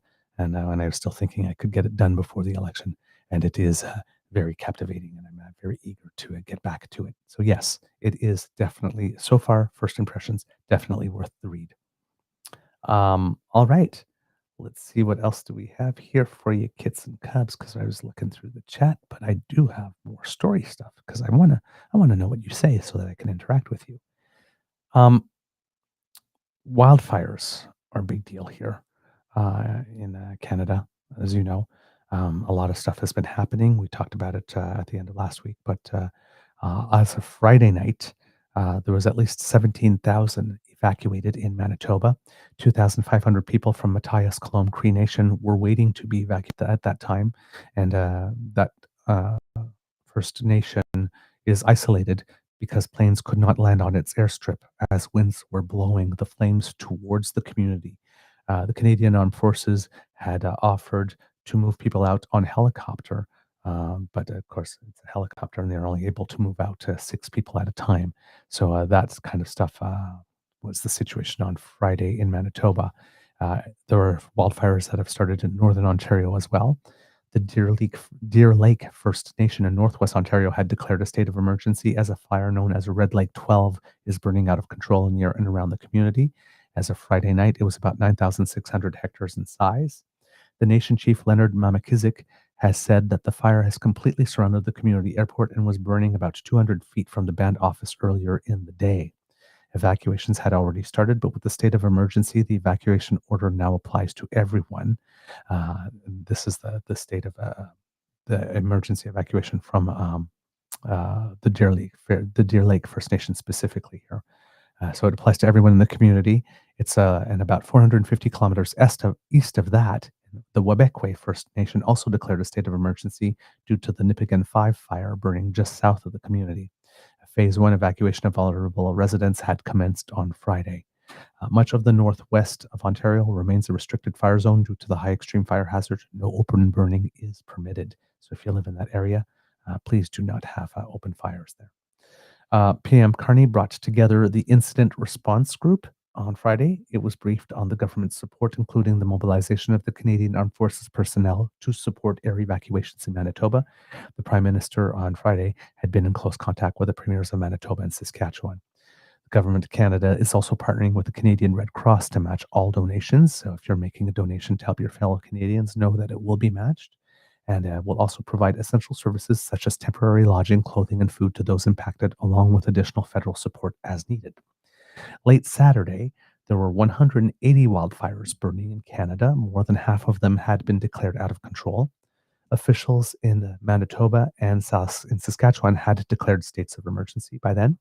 Thick smoke and impassable roads keep on hampering evacuation efforts from northern Manitoba. It can only be done with Canadian Armed Forces flights. Communities near the Saskatchewan border, like Cranberry, Portage, and Sturgeon Landing, have been ordered to evacuate. On Sunday, 16 wildfires were burning in Saskatchewan. Fire officials are saying that the conditions, hot and dry, the lack of rain in the forecast, and strong winds are not cooperating, and the next few days will be critical. Upwards of 8,000 people throughout the province have been ordered to evacuate. Pelican Narrows is the largest community to be evacuated, with 4,000 people ordered to leave the area. The community of Wayakwin was also evacuated. The Métis Nation has also declared a state of emergency. For Peter Ballantine Cree Nation, that one has been evacuated, has been issued an evacuating order, and also the community of Sturgeon Landing has been issued an evacuation order. Sturgeon Landing's on the border of with Manitoba in Saskatchewan. Weldon McCallum, who was the evacuation coordinator for the Peter Ballantine Cree Nation, says that there are 3 fires surrounding the community of Sturgeon Landing, and it looked like they were going to merge together. If you are in Saskatchewan, there are some evacuee resources. The toll-free general questions line is 1-855-559-5502. That's 1-855-559-5502. For Regina residents, that number is 306-787-8539. That's 306-787-8539. You can download the Sask Alert app for real-time alerts. For latest road closures, you can go to hotline.gov.sk.ca. You can also get recorded messages on highway conditions by dialing 511 or 1-888-335-7623. That's 1-888-335-7623. You can also download the Saskatchewan Highway Hotline app, and you can find provincial updates on Twitter at the handle @skgov. I don't have the means to put those up for you on the screen right now. So if you haven't had a chance to jot them down, kids and cubs, I hope that you will remind me before I close the show, and I will read them in again at the end of the show. So that way, if you have a pen and paper ready at that time, you'll be able to note those again. All right. The crew on the ground apparently includes 228 level 3 firefighters with the province, 410 Indigenous firefighters, mainly from the First Nations and the North. And there have also been aerial sort of water bombers and crews that have been supplied by the Yukon Territory, Quebec, Alaska, and Oregon. It also seems that there are more than helicopter lifts that have started. There have been a couple of airlifts in northern Manitoba, and it seems that 1,500 people have been evacuated to date, which is a little better because, like I said, with the helicopters, it was only about 6 at a time that they could bring in. Now, these military equipment are also, as they're bringing people out, they're also bringing supplies like water and other stuff in to help the community. So we have a little update here for you from CBC News with regard to what is going on in the Putagawagan First Nation area.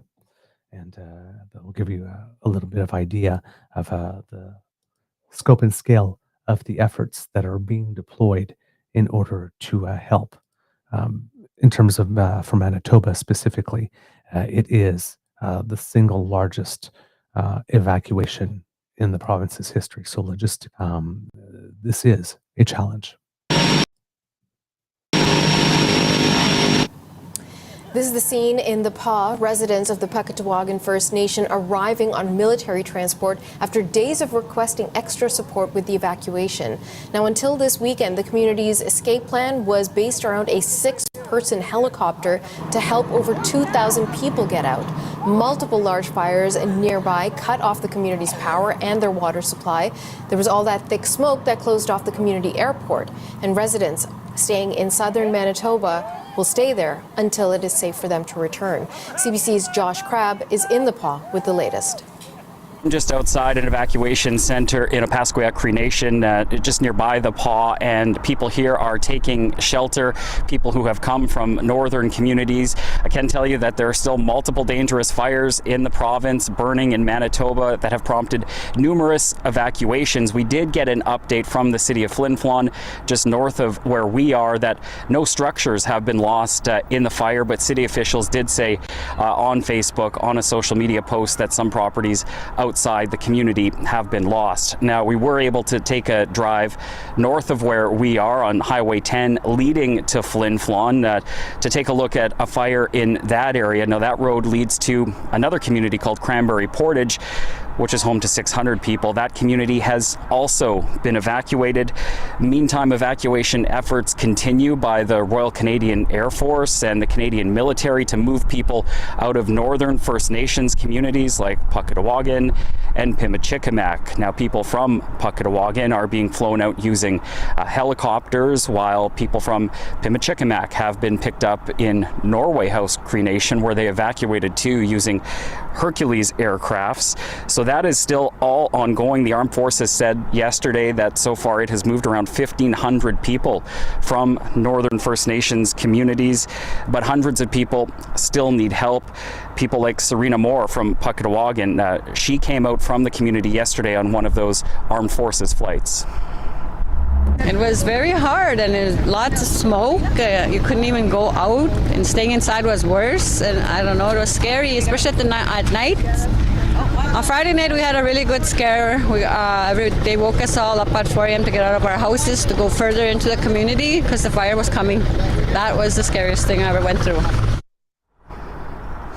Moore is going to be staying with family now in a community about 2 hours south of where we are. Her son was also evacuated from Flin Flon, and they were reunited here at the Paw Airport last night, her son and his 4 kids. And so they're all going to be staying together in a home, about 20 people under one roof. It just sort of gives you a magnitude of these evacuations and the number of people that have been displaced. The Red Cross has said that it has registered 8,900 evacuees from 3,500 households. And I understand there is some more positive news coming for those in Puckatawagan. What are you hearing? Well, that's right, Natasha. You know, we had been showing you images of helicopters removing people from Puckatawagan. Well, now we're told by the chief that the airport has been able to reopen there, and that flight that Serena Moore came on was on a fixed-wing aircraft, so it was able to land in Puckatawagan to try and get more people out of the community faster. There, again, are still hundreds of people waiting for help there, and those aircraft and helicopters, they're not going to Puckatawagan empty-handed. They're actually carrying supplies, we're told, like food and water for people who are waiting to be taken out, because the community is without power and people are just hunkering down, waiting to come farther south. The CBC's Josh Crabb in the Paw. There you go. Get some cups. So just some information there. As you can see, very important operations. And I mispronounced the word Puckatawagan is the name of the First Nation.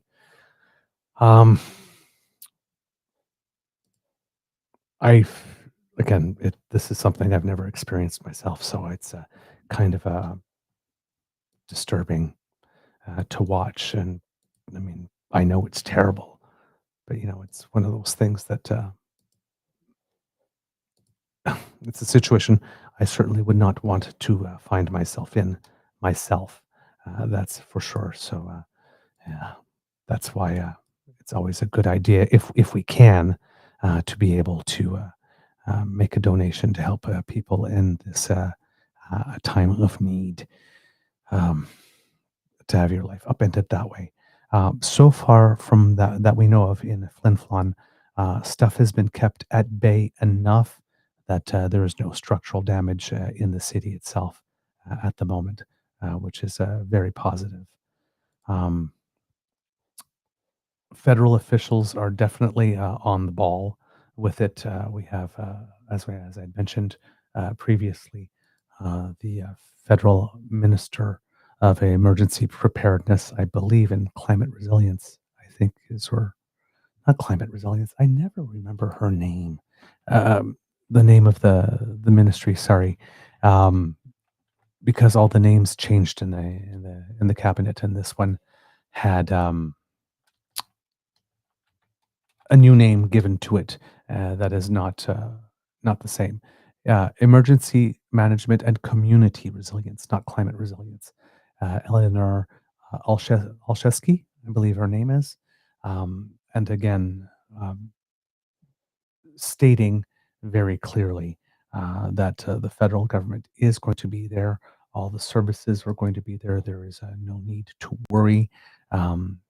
So I have a bit of an interview with her here, and not sure if this one will get clipped with an ad somewhere along the way. If it is, I will stop it. But this is some important information that instantly need to know. It's a little dated because it was Friday night and we're already Monday, but it's important to know just how on top of things that the federal government is, and they're ready to be responsive. So I have this for you right here. I will show it to you. Okay, good. Everything's all set up. Let's do it. National Fire Preparedness Rating has moved to its highest alert level. That means firefighters and equipment in every jurisdiction across the country are being put to use. Plus, national help has been requested. There are more than 170 active wildfires burning across the country, with more than half deemed out of control.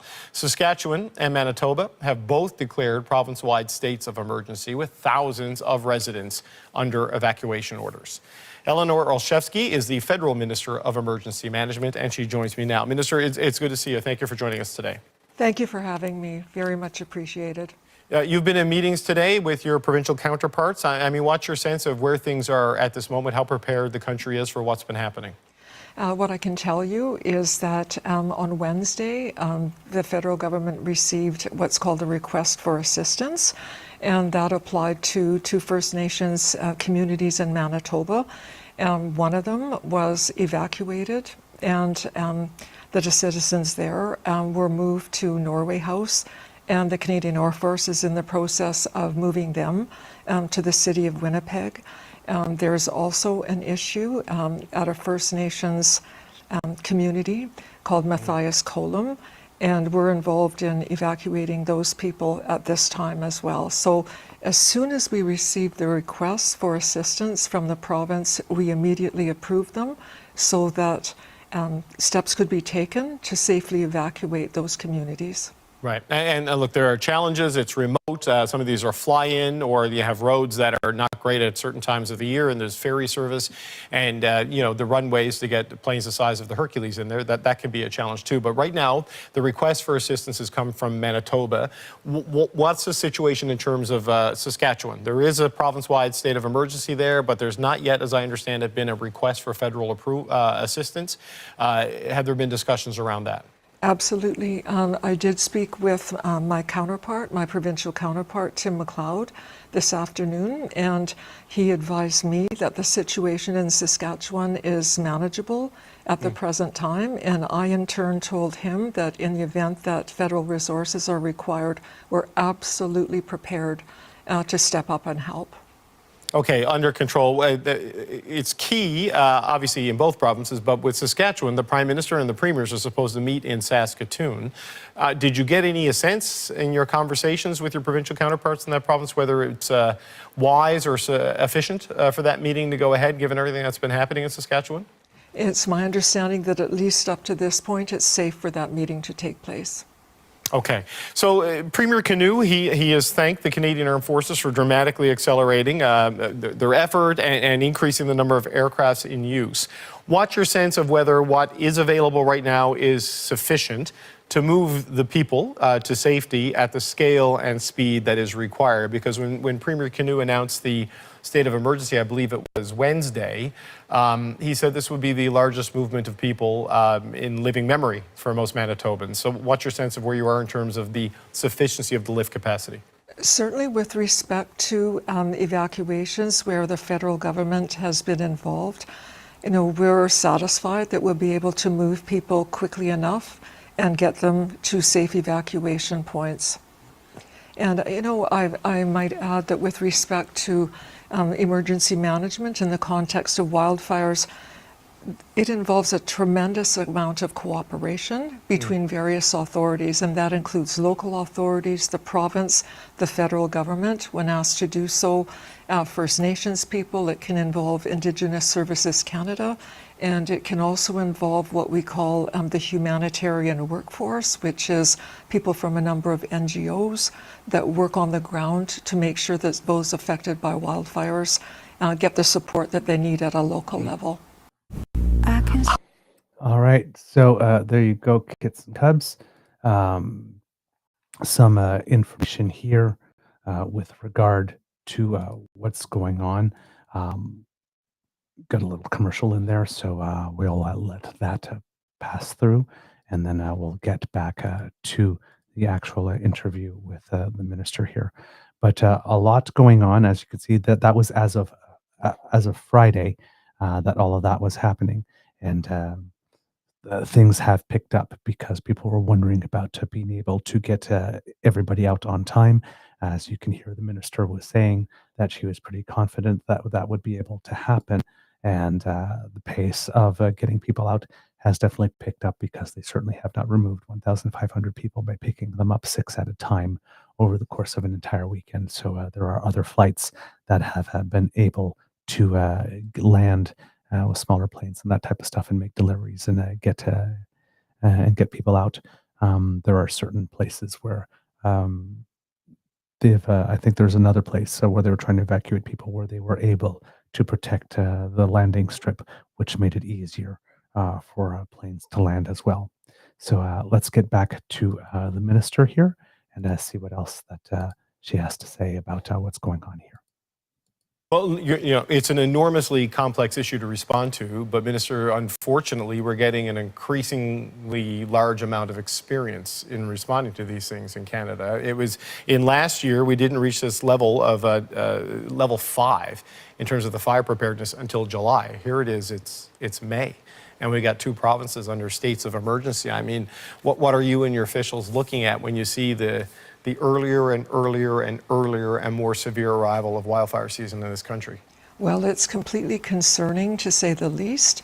And one of the things that we absolutely need to focus on is making our communities more resilient to this type of loss, to this type of incident. And, the Prime Minister has added the aspect of community resilience to my portfolio, so that it's emergency management and community resilience. And so over the coming months and hopefully years, we'll be working very hard to make sure that we do things that keep communities safe, whether that means changing the way that we design the road system, whether it means, I can give an example of something that's already been done, making wharfs in the Maritimes after Fiona more flood resistant. So there's a number of steps that we need to take, which we didn't really have to worry about years ago, but which are front and center now. And so certainly, I and my department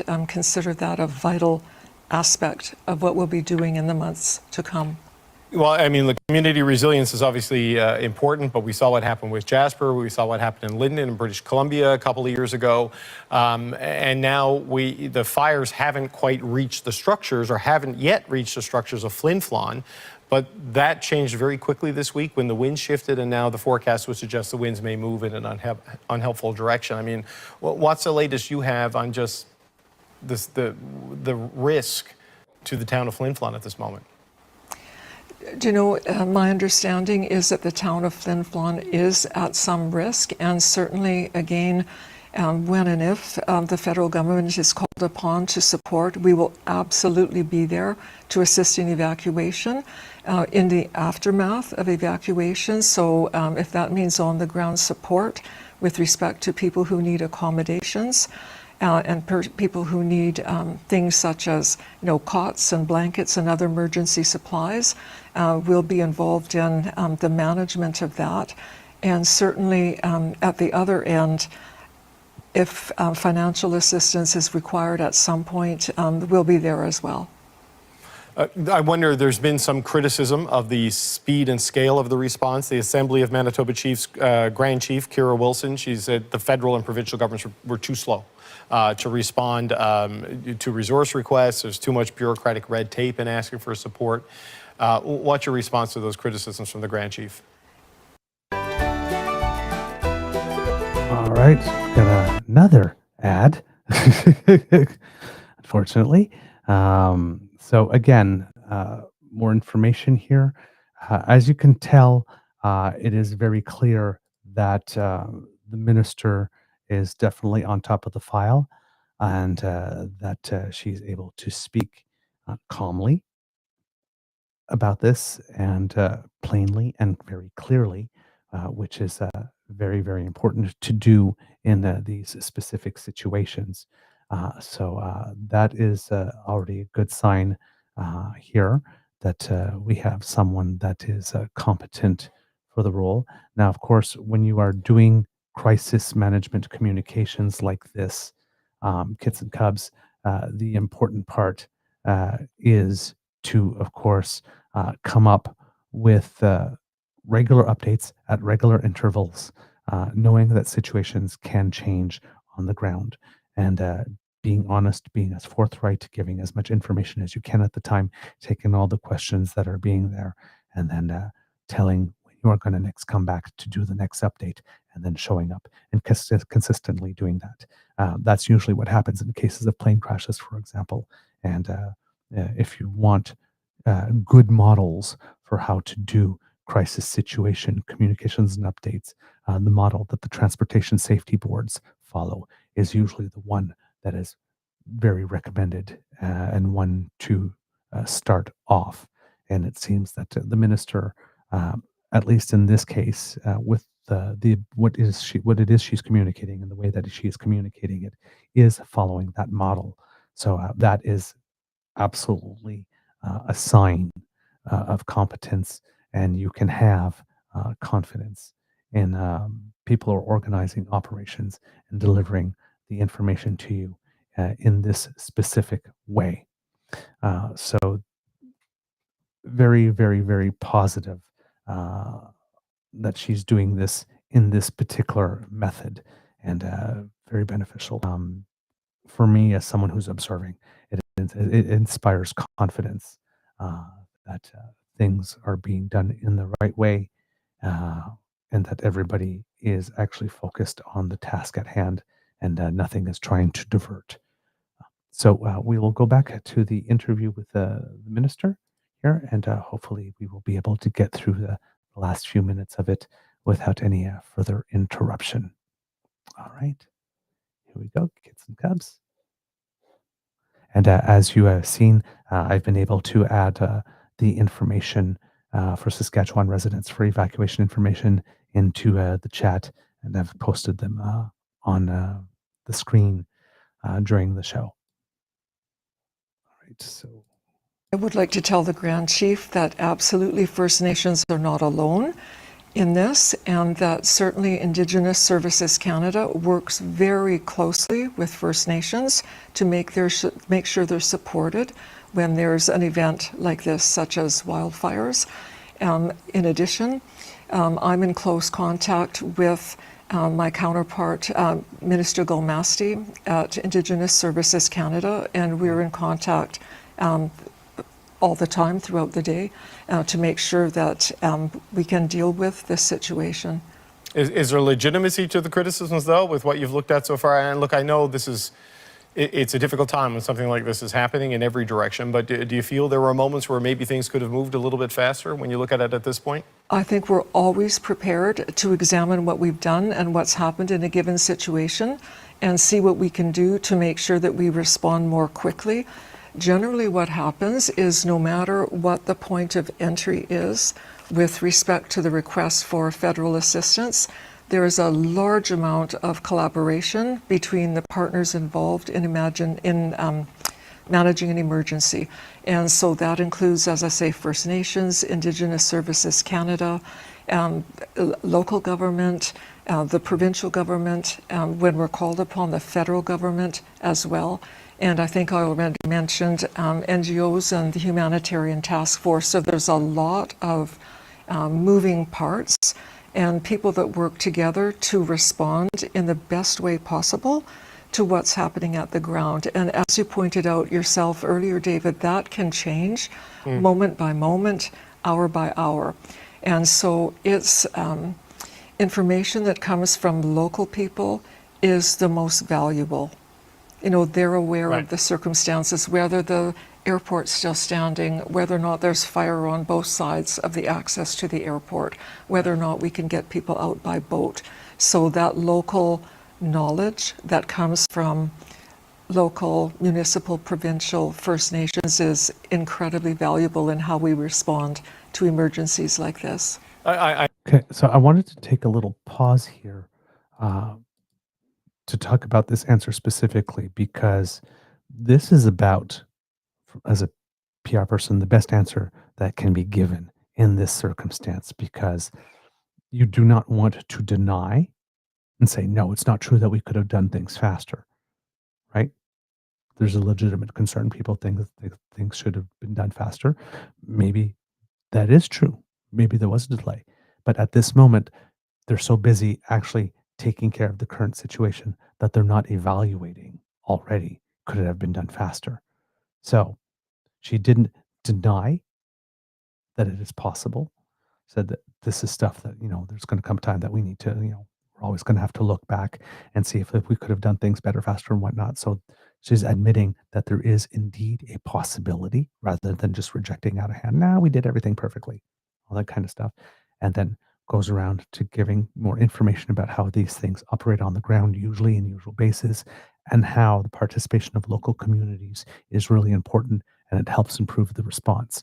Of course, while stating all the time that she is in contact with the Minister of Indigenous Services, Mandy Golmasti, who is also Indigenous, and therefore, through several times throughout the day. So, trying to show that she is very concerned and very connected to the community, and trying not to treat it as an afterthought, which is usually the case in these situations. When it comes to Indigenous communities, they're often thought of as afterthoughts, or at least have the response as being thought of as afterthoughts. And you can see that she's clearly trying to make an effort here to state that that is not the case, that they're not afterthoughts, while not saying that everything that they've done is perfect and that there's nothing that they can learn or nothing that they could have improved upon. So it's a well-balanced answer. It's not particularly satisfying, maybe, for certain people who want a clear yes, who want a clear no. But this is a fulsome, substantive, meaningful response with meat on the bone. And it's about the best that she could do in this case, especially considering that that's Friday, right? And the state of emergency was issued on Wednesday. If you're a week into it and whatnot, you would expect the answer maybe to have a little more and more precisions and different things around it. But at that time, 2 days after the state of emergency has been issued, that's about the best answer that one can give at that time. So she's performance-wise here, she's doing very well, considering that she doesn't have much to work with in that she's a new minister. And right now, everybody's just scrambling to get the response out. So, I mean, there's a lot to say about what's been done, what's been doing, who she's talking to. But in terms of being able to evaluate how effective it's been already, and could it have been done better? Could it have been done faster? Could more have been done?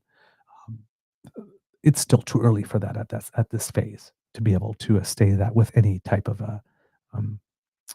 conclusivity or certainty. I know the information can change minute by minute, hour by hour on these specific incidents, but the trend line and trajectory we're seeing, there's a pattern, a familiar pattern here caused by climate change, right? That we have these extreme winter storms. Indeed. That knock branches off and fell trees, that create a canopy, a floor canopy that dries out, gets hit by lightning, or someone leaves a careless fire, and then we get the wildfires going. And here we are that in Saskatchewan, which is under a state of emergency, the Prime Minister and the Premiers are going to meet to talk about big national projects with people putting pipelines on the table. And people may look at a climate change-fueled wildfire state of emergency in May and talk of accelerating fossil fuel development and ask how the government can square those things. I mean, how do you view it? And how do you respond to Canadians look at this and raise their eyebrows?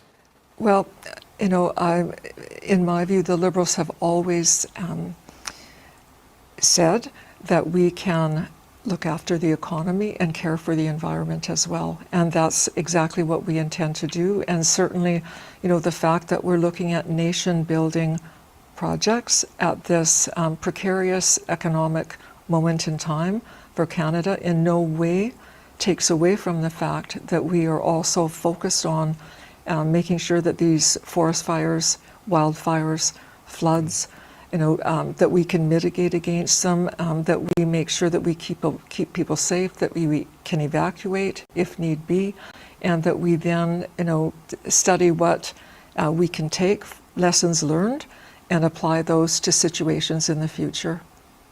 Minister of Emergency Management, Eleanor Olszewski, it's good to meet you. Thank you for coming on the show today. We appreciate your time. Really appreciate it, David. Thank you so much. And isn't it nice and refreshing for a change, as you could see by the way that she signed off, to have a minister or an elected official actually come to the TV and actually show or speak as if they were grateful to actually have the opportunity to access public airwaves to share information that would be helpful to people in times of crisis, rather than picking a fight, for example.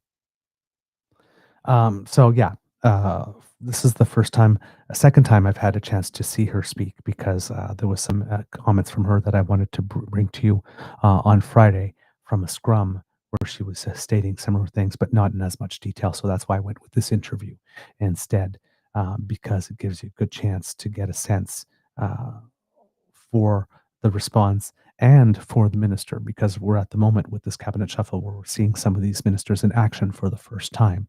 So we want to know what they're made of, right? And whether or not they have the mettle for the task that is at hand. And at this moment, it seems that indeed that is the case. We have a kit with us. I hope I'm pronouncing it right. Gold Dragon. If I'm mispronouncing it, please let me know. Who's, if I'm not mistaken, is tuning in from Alaska and sending us hugs and and support. And we are sending thanks to you for the hugs and support, and of course to the good people from Alaska who are sent down some crews to help us fight the fires. That's why we're friends, right? So thanks, friends. Help each other out, and we're so glad to have you. We're so glad to have you, and we're grateful. So yeah, there we go. So that's my the most of the update that I have on the on wildfires at the moment. Hopefully, if you are in an area that's affected, and as mentioned here, there are at least 180 different fires burning throughout Canada. I don't know if there are more now because that again was a update as of not first thing this morning, but gathered over the weekend. But wherever you are, please do remember to if you have the ability to clear brush and that type of stuff around your house for about 30 feet around, and to make sure that you have your go bag ready that has your important documents, that has your medications, that has at least 3 days supply of food and water with you. So that if you do need to evacuate, you can go quickly, because sometimes when you get the order, you only get half an hour to an hour, and then you got to be gone. So, and it's not time when you're in a panic to start looking for things. So, a little preparation and a little uh, foresight can prove to be rather beneficial and even life-saving in such coincidences, in such situations, I should say. Circumstances is the word I was looking for, not coincidences. So, please do what you need to do, and do listen to all emergency orders and evacuation orders. And remember, kids and cubs, if you have people in the area, do let them know that if they need to keep in contact with information, but they have low battery and low bandwidth, there is a service called CBC Light. So cbc.ca/LITE Light, which is a low bandwidth service, so that you can keep up to date on the news and what's being issued for your area, in case you don't have lots of access to charging or to bandwidth, and do want to keep informed so that you can make the best possible decision. So please, if you have the opportunity, if you have loved ones in the area, do share that information with them. And I appreciate you for being able to do that. Right, moving on to our next topic, although we are getting a little long in the show, but I did want to mention this before we go here. Mark Carney, the Prime Minister, has announced his chief of staff. There was a lot of talk about this for a while, because he had Marco Mendicino as his chief of staff in the interim, and his chief of staff, as Marco Mendicino as his chief of staff, has been extended for part of the summer period and the return. So this session of Parliament itself, Pierre Poilievre has been making the comment left, right, and center about how everything is just the same, and this particular element, having Marco Mendicino and him staying, was one of the things to which he could point to say that there was no change indeed within the Liberal Party. Of course, that is no longer the case, because yesterday Prime Minister Mark Carney has announced that he did find a new chief of staff, and the gentleman, his name is Marc-André Blanchard, and he decided to take the job. Now, according to the Toronto Star, according to the Toronto Star, of course, and according to everything else out there about him, Monsieur Blanchard is a former permanent representative to the United Nations for Canada. So the same position that Mr. Bob Rae holds right now is the position he's most notably held or most recently held here. According to Hayden Godfrey of the Toronto Star, as his new government enters its fifth week, Prime Minister Mark Carney continued to build out his inner circle on Sunday, naming diplomat and lawyer Marc-André Blanchard as his chief of staff starting in July. In a statement posted to the social media platform Twitter, Carney called Blanchard, quote, one of Canada's most accomplished builders, legal experts, executives, public servants, and diplomats. So what do you need to know about him? Much like the Prime Minister, he will serve. Blanchard graduated from some of the world's most elite universities. He holds degrees from the London School of Economics, Université de Montréal, and Columbia University. A lawyer by trade, Blanchard, 59, spent 6 years as the chair and CEO of McCarthy Tétrault, a business law firm based in Toronto. He most recently served as the executive vice president for CDPQ Global, a Quebec-based investment firm. He is still a member of the Quebec Bar, according to the body's directory, where his area of law is listed as, quote, international. Blanchard served as the ambassador to the United Nations from 2016 to 2020. The announcement of his ascension to the post received little fanfare at the time, seeing as it was made the same day as David Macnaughton's appointment to be Canada's ambassador to the United States. The UN post has a history of being held by prominent Canadian political figures. Former Ontario Premier Bob Rae succeeded Blanchard in the job, and Stephen Lewis and longtime Jean Chrétien cabinet minister Alan Rock have also represented Canada at the UN. In addition, Blanchard sat on Canada's North American Free Trade Agreement, NAFTA, Council, alongside one-time opposition leader Rona Ambrose and Stephen Harper-era cabinet minister James Moore.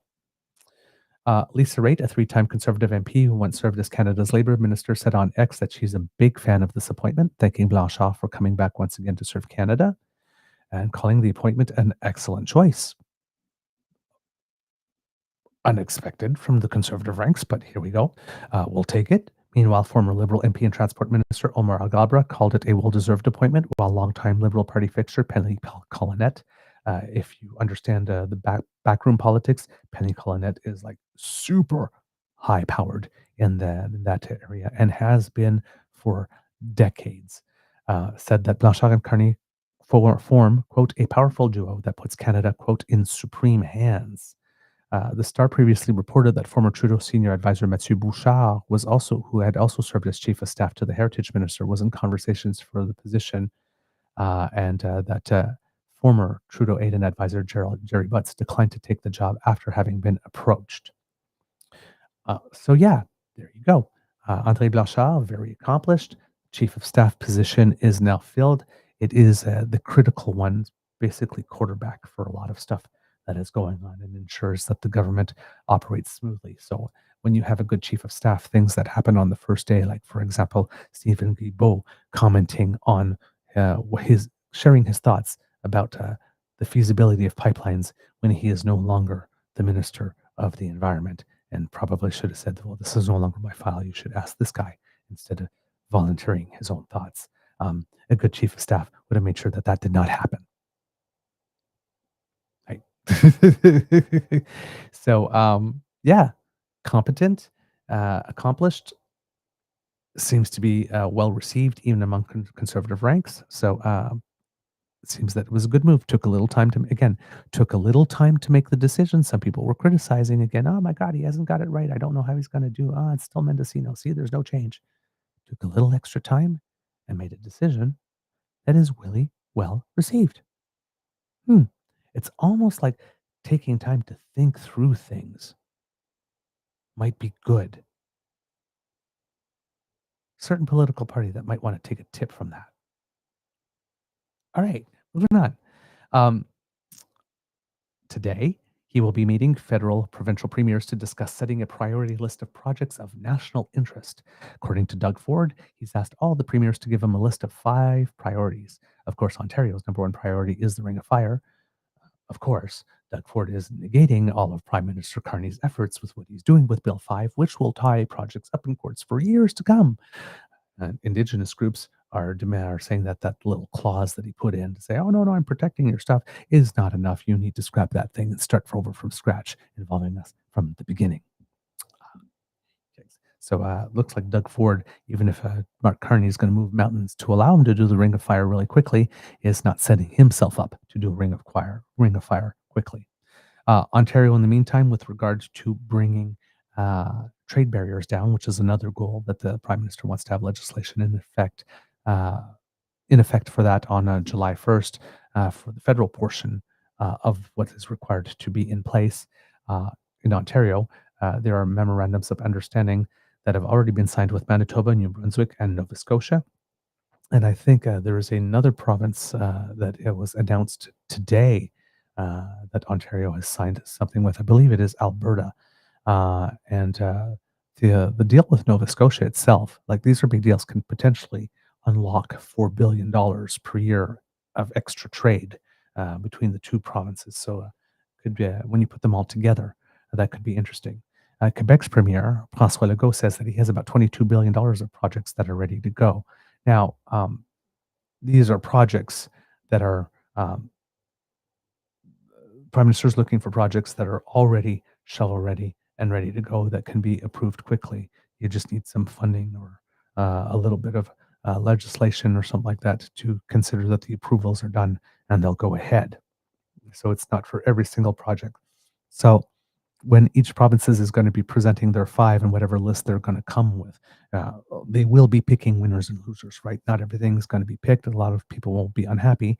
And you know that Danielle Smith really wants a pipeline. But given that there probably is no plan, no project, no company that wants to build a pipeline and nothing ready to go right now, that a pipeline probably will not be on that initial list. So expect some conservative yelling and screaming and crying and accusations that he's not serious about it. Expect Danielle Smith to also be going all over the media saying how Mark Carney let her down. And this is, again, Ottawa just not being responsive and showing that they don't care.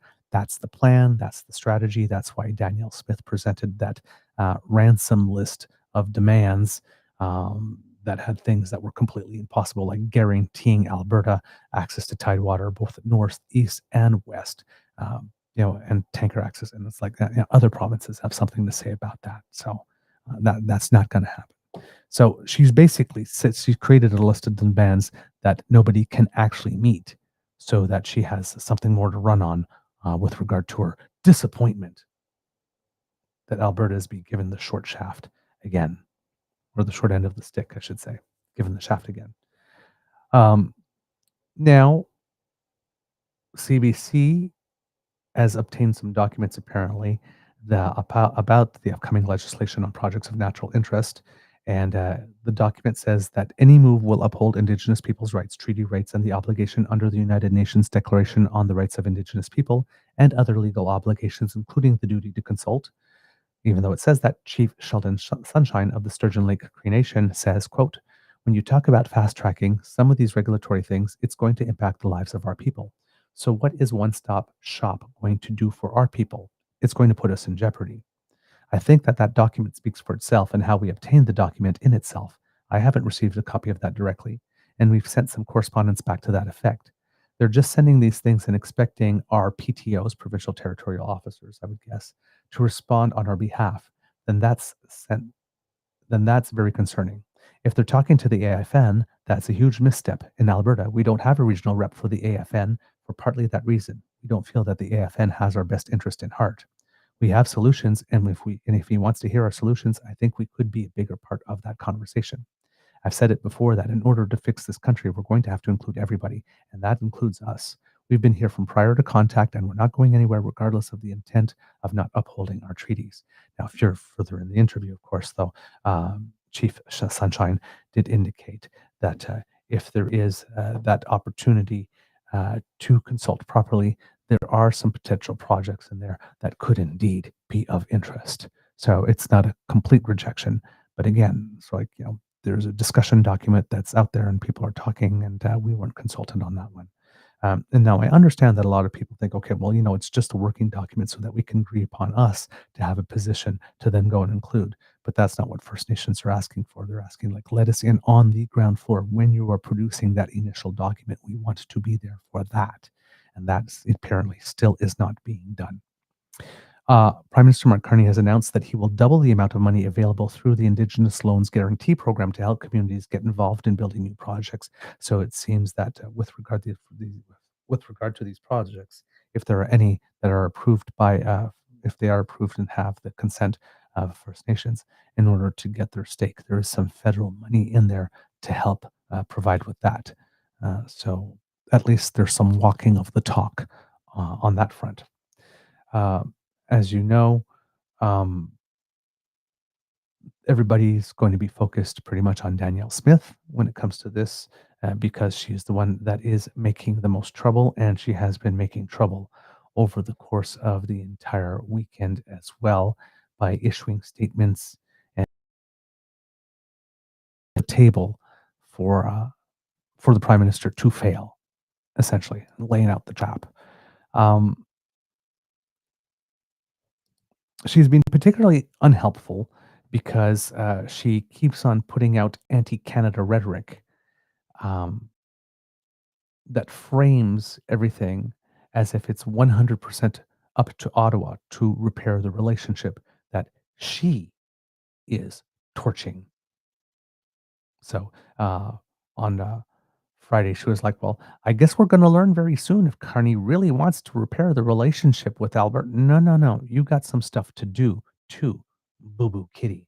And she's been all out there saying, like this, well, just give us everything we want and that will unlock $14 trillion of benefits. And it's like, fact check, please, on that. Sounds like a great deal. No? And it's like, well, no, that's not a great deal, actually, because if we agree that the $14 trillion can come out of it, if we, eliminate the tanker ban and then kill Bill C-69 and remove the industrial cap and make pollution free and all that kind of stuff, that 14 trillion is $14 trillion that would come back to Canada based on what we do now. So give us everything we want, and look, you stand to participate in up to $14 trillion in additional benefits on $14 trillion of additional economic activity. Isn't that a great deal? Well, no, it's not, because you've not put anything else on the table. You just said, give us everything we want, and we promise you that the results will be so great that you'll have more money than you ever dreamed of. But there's costs to unlocking that $14 trillion worth of economic activity. And if we have not done it yet, maybe it's because the costs of cleanup and mitigation and natural disasters that would result from all of that, and skyrocketing insurance premiums from natural disasters, all come with a cost that maybe not make that $14 trillion worth it to unlock. If we haven't done it yet, probably is that there's a reason. So Alberta is again coming to the table with, give us everything that we want and it will generate so much economic activity that you're going to be living off us, which is, no, you have to come to the table with something more than that. If you want us to give you stuff, you have to be giving us stuff too. So the offer that's apparently wonderful is all take. There's no give in that. There's no additional benefit to Canada other than what we would normally get if we did that from Alberta. So Alberta is still at the position where they're not offering to lift a damn finger to do anything to help anyone else in Canada. And I say Alberta, I should say the UCP government of Alberta, because it's not all of Alberta, clearly. Alberta is not coming to the table to play nice with anybody else. The other thing here with Danielle Smith is, again, right, she's probably not going to get the pipeline in the first round because there's no pipeline ready to go. But also, a lot of the things that she needs does require the access of other provinces. And given that she doesn't really play nice with others, nobody's particularly incentivized to lend her a hand here. I don't know. Again, she keeps on trying to win the nanosecond to have something to campaign on, right? To avoid and distract from everything that's going on with AHS and everything else that's going on in her province that she's a part of. But this is not a long-term plan. She has no pipeline. She's with the separation thing. She's creating an environment that business does not want. Even if we approved a pipeline, who's going to invest in it in a territory where they're talking about separation? She's not helping herself. She's not creating the conditions, right? And then with her Alberta sovereignty referendum, it's like, well, 65% of UCP voters would like to be sovereign. 65% of Albertans do not. So she's literally pretzeling herself left, right, and center. And she can't win this without losing a political limb somewhere. She's literally setting herself up to be drawn and quartered, politically speaking. Because you can't get the pipeline while stoking separation at the same time. Nobody will invest. And clearly, she's not interested in the solution. Ryan Jesperson was interviewed on the House and said specifically that Danielle Smith and the people of the province that support her are not going to be happy no matter what Mark Carney does. No is the short answer, because it's not convenient for Alberta's premier, politically or otherwise, to find consensus with the Mark Carney government, especially at a time where Danielle Smith is on some thin ice when it comes to her government's own security and her own political popularity. At the most recent UCP AGM, she polled higher than 91% support from members. But since then, there's been some pretty significant developments, including an RCMP investigation into alleged corruption with Alberta Health Services procurement policy, a prominent cabinet minister leaving his post and walking away due to this, another, Indigenous by the way, MLA booted from caucus for speaking out against this government, in particular budget allocations. So things are happening, swirling around Danielle Smith, that are not convenient for her to have the public talking about. And what has always been a well that a conservative Alberta premier have been able to go to, that is gripes with and the fight against Ottawa.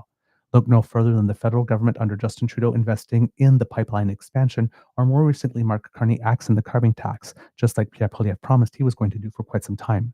Neither Prime Minister or Liberal leader got any credit from Alberta or Alberta premiers for either of those projects, so I'm not convinced that the next step would do anything to friendly up that relationship. So there's going to be no reward for Mark Carney in terms of friendlying up that relationship, but Alberta saved 2 seats or 3, already votes all blue. So it's not like Alberta has any leverage. They can't say, well, if you don't give us everything we want, we won't vote for you anymore. You already don't. And while Danielle Smith is somewhat popular in her province, at least with her own people, and it seems from what I heard that the way that the reason the Conservatives in Alberta keep on winning so many elections is because of the representation by population division of the provinces there actually give a big benefit or big boost to rural seats than urban seats. If rep by pop was done in Alberta the same way it is done Canada-wide, it seems that it wouldn't be so easy for Danielle Smith to keep on winning. There is also recent polling from Polara that has come out that asked how popular premiers are in their own provinces. And all the premiers have a positive rating in their provinces, save 2. François Legault, who's the worst at the moment with a -10 rating, and Danielle Smith in her own province has a -5. So there are people in Alberta who are really tired of her and would like her to go. Overall, that's the sentiment, that they don't like her and they think that she's not performing. But because of the way that the seats are designed with representation by population, a -5, if she's got 65% UCP support, even though she's -5 throughout the province, is still enough for her to win. Right now, I think it's showing that she would get to 52% in the most recent poll showed that she would pick up 52%, but that's before these latest numbers, so maybe she's dropped since then, and would still probably get a majority government if an election were held today.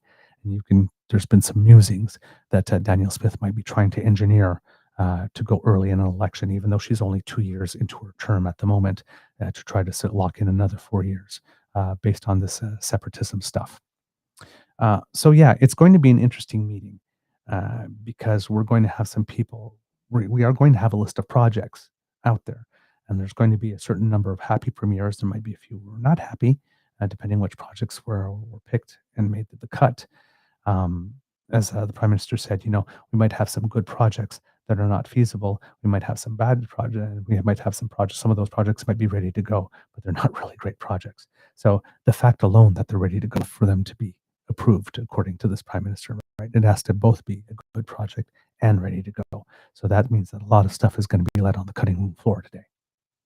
Yes, and then the reaction from the premiers is going to be whether or not they're happy with what's been included on the list. Is that what they're going to focus on, or whether they're going to gripe about what's been left on the floor? And you know that Danielle Smith is going to complain about what's been left on the floor. So it's going to be interesting to see what happens when all of this is done.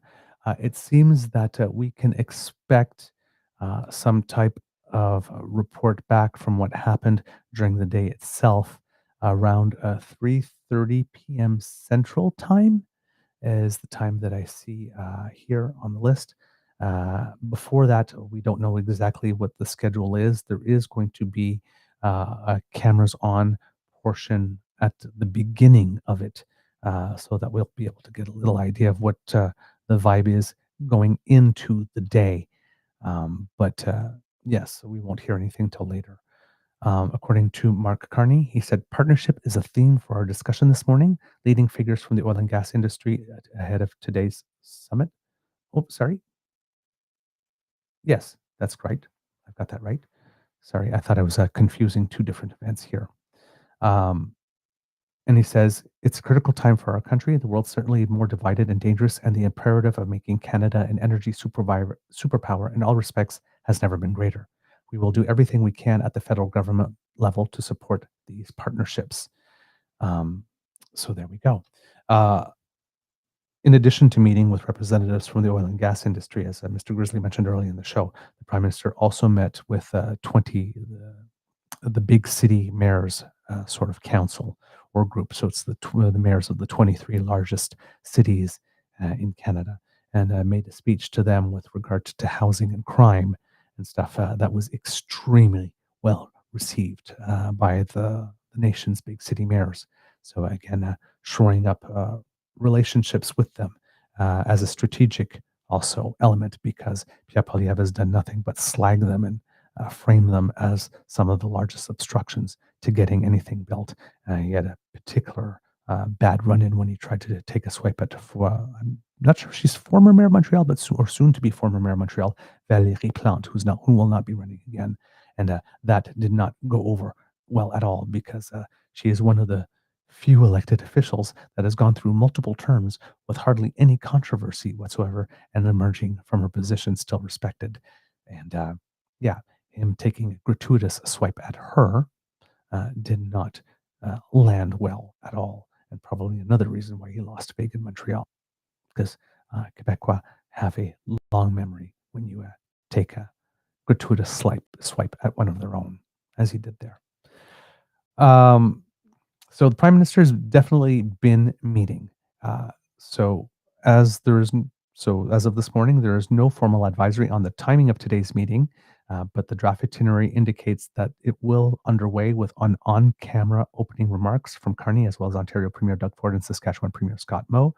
The closing media availability set for 3:30 p.m.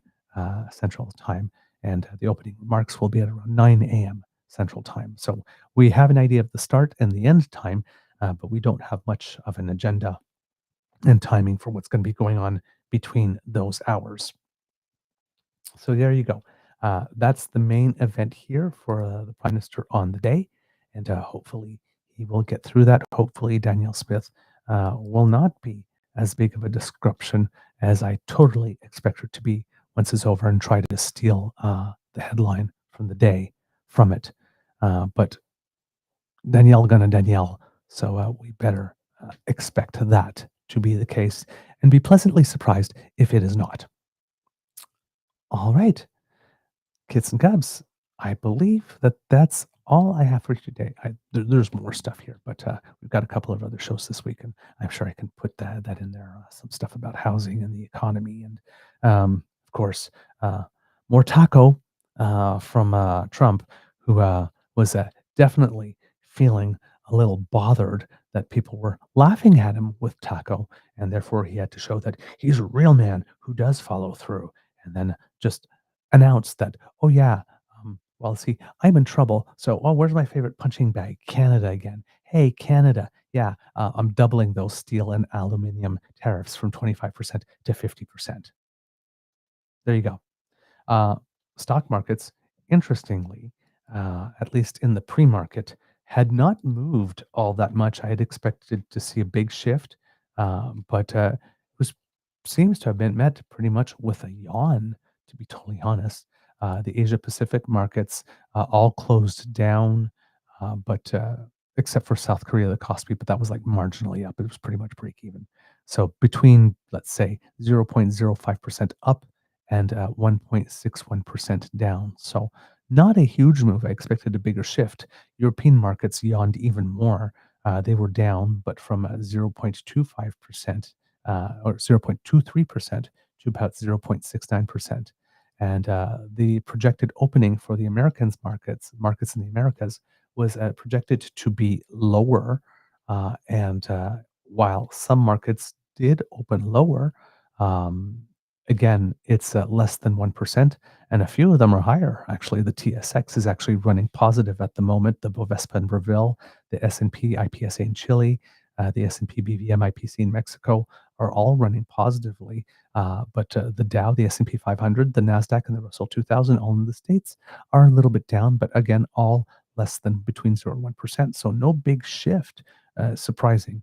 Now, I don't know if that's because a lot of the things that he's tariffing 50% are still excluded under the Kuzma type arrangements and that type of stuff. So it won't affect as much as it looks like.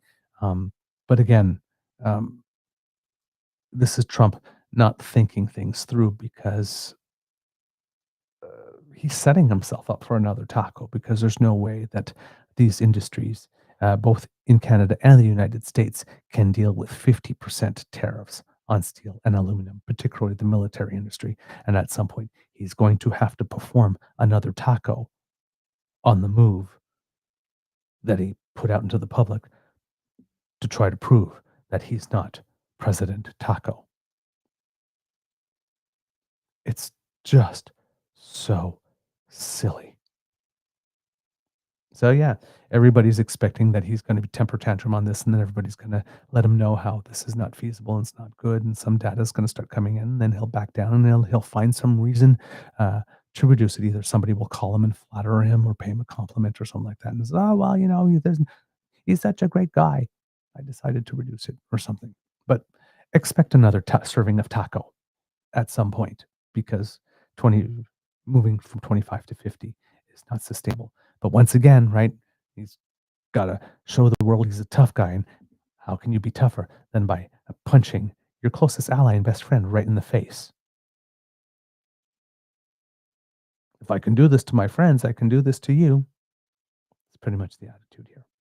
So, yeah, we're being punched in the face for show at the moment.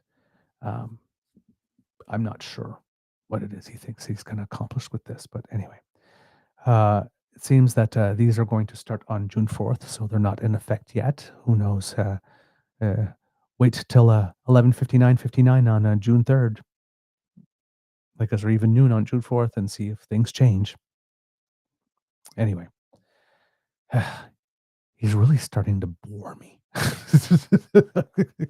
I mean, it's devastating, whatnot, but I really thought it would be more interesting after a while. But no, it's just the same move that he keeps on doing over and over and over again. It's not working for him in any time, in any case, but he keeps on trying it again, thinking that this time it will work. It's you have to talk about it because it's meaningful. It can have devastating impacts. I mean, I think Stellantis had announced, I think it's down to one shift, or planning, to be down to one shift based on already what's going on. But it's just so silly. It's just so silly. I'm a little embarrassed or humiliated. Here's another tariff that I'm going to have to walk away from eventually. It's just, we are not dealing. They're not sending their best. Let's put it that way. Oh my God. All right, kids and cubs, that's the end of this episode of the Daily Beaver Morning Show. We hope that you love listening to us because we love making this for you. Sharing is caring, and word of mouth is priceless. So please tell your peeps and poops all about us because it really matters to us, and it really helps us when you do. When you retweet our content and share our content, and especially when you include a word of your own, saying how much you enjoyed it, or you agree or disagree with what's being said there, that boosts our engagement. And we thank you for everything that you do to help promote us in that way. We're grateful for all your help. Kids and cubs, if you would like to make sure you do not miss an episode because you are a beaver or a grizzly of your own on the go, and you're making things happen. Maybe you're a wolf or an otter. Who knows? Whatever critter you are, you're making things happen because you're an engaged citizen.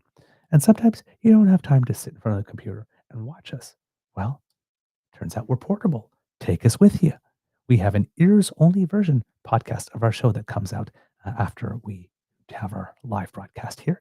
And you can listen to us in the car or when you go for a jog or if you're preparing a meal. And just put us on and we'll keep you company. Scan that QR code, True North Eager Beaver. Oh, actually, that would be podpage.com/the True North Eager Beaver with a hyphen between each one of those words. Thanks to the Ray Girl. If you go there and click subscribe when we have something fresh off the bandwidth, zip, it comes directly to you. Whatever podcast service you use, it will come right into your feed and you don't even have to go look for us. It's that simple. We make it easy because we like to help. If you would like to help us in other ways, kids and cubs, well then, grabbing your e-surfboard and making your way to the True North Eager Beaver Media Incorporated YouTube page where we have 3 buttons for you to smash with.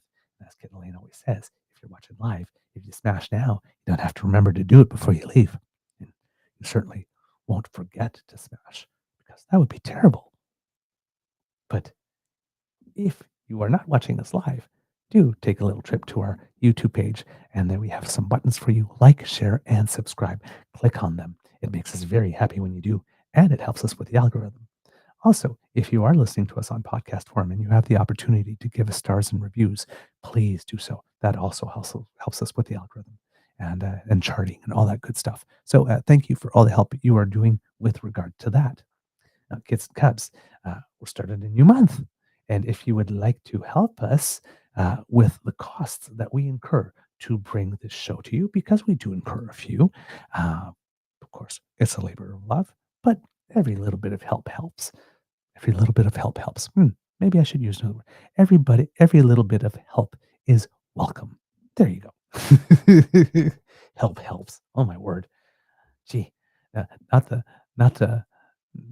most literary beaver today. But every little bit of help is definitely welcome. So if you would like to make a contribution to the Eager Beaver Lodge Emergency Hydration Fund. Sorry, I just yawned a little there. It's not you, it's me. If you'd like to make a donation to the Eager Beaver Lodge Emergency Hydration Fund, that would be absolutely a wonderful thing and a right neighborly thing to do, because we all must do what we can to keep our favorite beavers moist, right? Oh, see, you saw the actual swallow. There's still, not sure, there's still some water in the cup there. It's hard to see, but because it's a black background. But unlike Skippy, my cup is not empty yet. So, kids and cubs, if you'd like to fill it with appreciation and gratitude, we would be returning the appreciation and gratitude. And remember, when you make a donation to the Emergency Beaver Lodge Hydration Fund, your sex appeal instantly goes up 28.3%. It's just science. It's guaranteed too.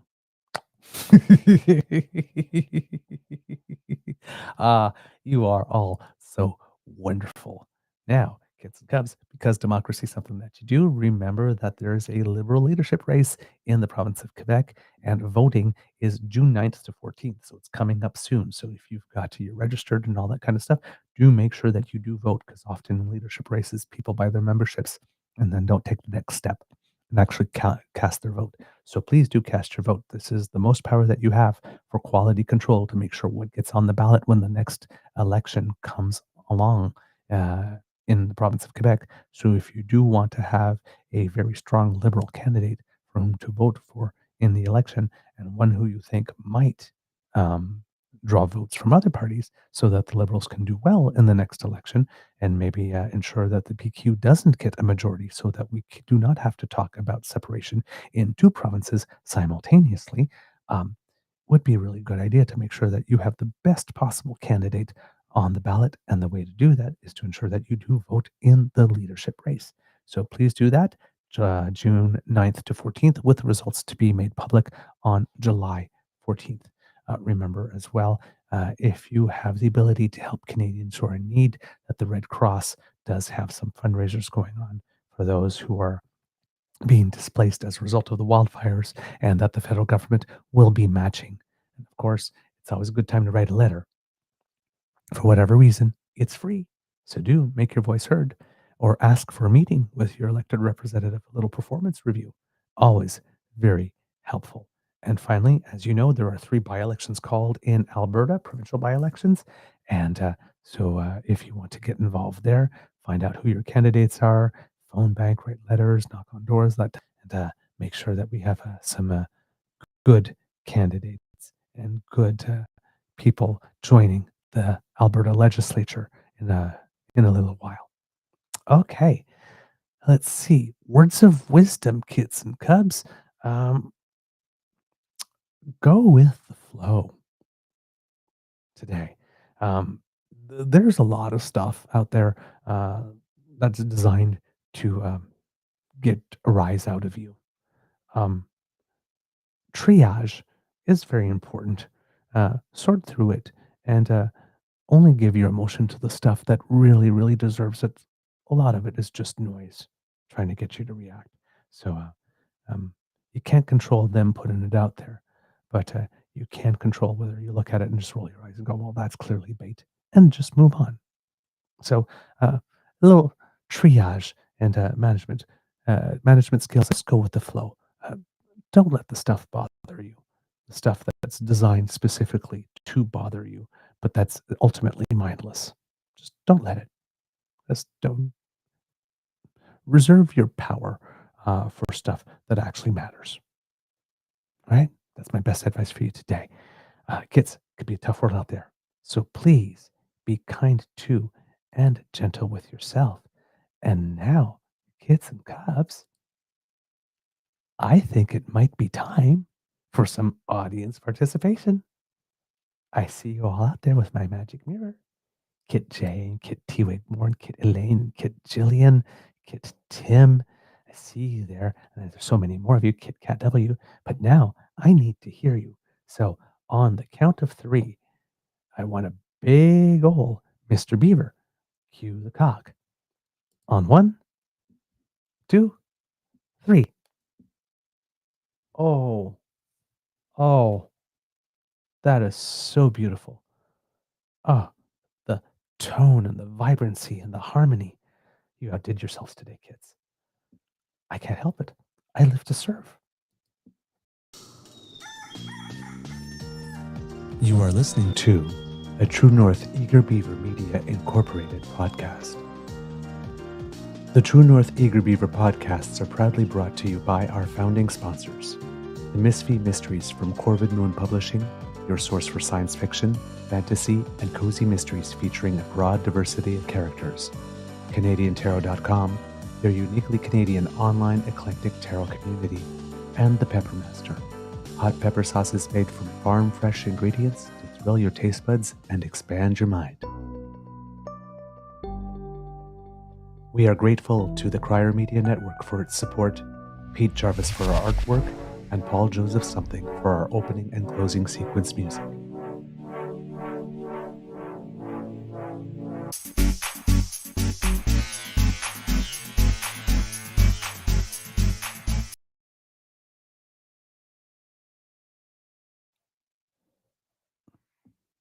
All right, kids and cubs, before we go, we have to do a little bit on Canadians who make us proud. right? So there's a lot to talk about. So, Kids and Cubs, uh, we've had the Canadian Screen Awards over the course of the weekend. So, honoring the best in Canadian film and television, and I believe also online content. And interesting, Danielle Berkerman, who is the lead producer of the movie called The Apprentice, which is a Canada, Ireland, Denmark co production that portrays how Trump got started in the real estate industry and honed his persona under the mentorship of controversial fixer Roy Cohn, uh, won uh, Best Motion Picture. Quote, our movie shows how the young Donald Trump amassed wealth and power by finding a dilapidated building and slapping his name on it, said Berkman on stage at the CPC headquarters in Toronto. As president, he's doing the same thing with the economy. We'll see how that works out. But now he wants to slap his name on this country. This is a challenge, but it's a good challenge. Beckerman went on to say that he's inspired by the rise of Indigenous and queer cinema in Canada, but that he wants the country's independent film community to band together. Quote, when we're faced with power structures that want to silence us, we can't do it in isolation. It's time to link arms, stand our ground, and tell stories with enough honesty that we can build a country that has trust at its core. So in this complex and chaotic world, we can survive and thrive together. Um, the movie, The Apprentice, didn't do very well at the box office because I'm guessing that people had enough of Trump um, and didn't actually want to spend a lot of time seeing it on the screen.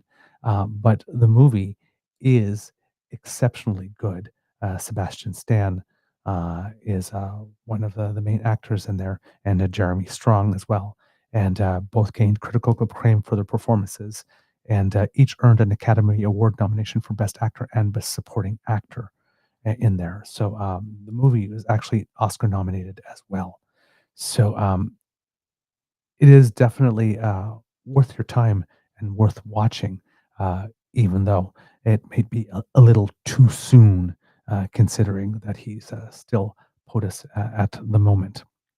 And there were many comments during the award ceremony about supporting homegrown content because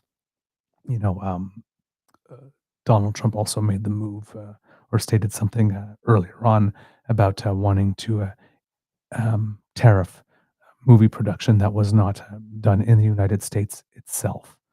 Um, Also, the movie, Matthew Rankin's absurd dramedy, Universal Language, took home the Best Director trophy from films, and it won a total of 6 awards and was the most awarded movie. So it's called Universal Language. Um, so there you go. On the TV side, given that it's Pride Month, I'm happy to announce that Canada's Drag Race won the Best Reality Program, bringing its Screen Awards total to 8, the most overall. The series took home several trophies at an industry gala earlier in the weekend, including Best Host for Heights, Brad Gorski, and Tracy Melcher, I'm guessing. Canada's Drag Race judge Brooklyn Heights thanked her fellow queens while accepting the award. Thank you for coming on TV, sharing your stories, and letting it all hang out literally and figuratively, she said. We're all just so grateful to be here and get to celebrate queer people in queer spaces on national TV. City TV's Law & Order Toronto Criminal Intent led all nominees with 20 nominations, won Best Drama Series, and wound up pocketing 3 awards in total, including Best Writing and Best Sound. Comedian Lisa Gilroy opened the show with some jokes and taking light jabs at celebrities, of course. I believe that This Hour Has 22 Minutes also took 5 awards, a show that keeps a lot of us sane. Andrew Fung of CBC's Run the Burbs won for Best Lead Performer in a Comedy Series, and the film The Apprentice won 5 Screen Awards in total, including Best Performance in a Lead Role for Sebastian Stan as Trump, Best Supporting Actor for Jeremy Strong's portrayal of Roy Cohn, and the movie was also controversial, met with some controversy because Trump's team attempted to block the film's theatrical release last fall, calling it, quote, an election interference by Hollywood elites. So, yeah. Oh, well. And there were many more projects and stuff that won awards, but congratulations to all who took home some hardware from the Canadian Screen Awards and all those who were nominated as well for producing content that is by us and for us and speaks to us. we're really grateful for that. Also, some other Canadians to be proud of. Shai Gilgeous-Alexander was chosen as the NBA's MVP for the season as the final of the NBA starts. And for the first time in history, there will be 4 Canadians playing on the 2 teams who are involved in the final. So it's kind of interesting to see things going very well with Canada in terms of basketball. But then again, I mean, it is our game, right? I mean, we did invent the sport, so it's about time that we have some people in the game, and we have stars of our own. So yeah, it's really nice to see that, and hopefully, well, they will perform very well during the finals, and that we will have a very, very, very interesting stories about the Canadians. Hey, who knows? Maybe one of them will win the playoff MVP as well. But yes, Rowan Barrett, who's the general manager of Executive Vice President Men's High Performance for Basketball Canada, is quoted as saying, "To see 4 homegrown players competing for an NBA championship is a testament to the depth, resilience, and world-class players being developed in Canada. We couldn't be prouder of what this means for our country and for the continued growth of the game." So you will be watching for Shai Gilgeous-Alexander, and you'll be watching for people who also are playing, I believe, Lugens Dort, Benedict Mathurin, and Andrew Nembhard. So those will be the 4 players. And Shai Gilgeous-Alexander is the 2nd Canadian player to win the NBA Most Valuable Player Award. And the first being, of course, Steve Nash, who did it earlier. He also secured the 2025 NBA scoring title. So a very accomplished year for Mr. Gilgeous-Alexander. Also, Derek G, the cyclist, we've talked about him before because he had actually won a stage at the Tour de France and finished 9 in the Classement Général, which was his highest ranking in the Classement Général race. Well, we just had the Giro d'Italia, and he finished 4th overall for his best result ever. So great success to him. He's definitely climbing up in the rankings and performing very well. The French Open is on. As a Beaver who loves tennis, unfortunately, no Canadians made it to the second week, with Leila Annie Fernandez and Gabrielle Diallo losing both their second round matches. We have a young lady named Nadia Lagaev who's in the junior girls tournament, both in singles and doubles. But in terms of the main draws at the open part of it, no more Canadians are left, unfortunately. In track and field, there's been some really good success for Team Canada over the course of the weekend.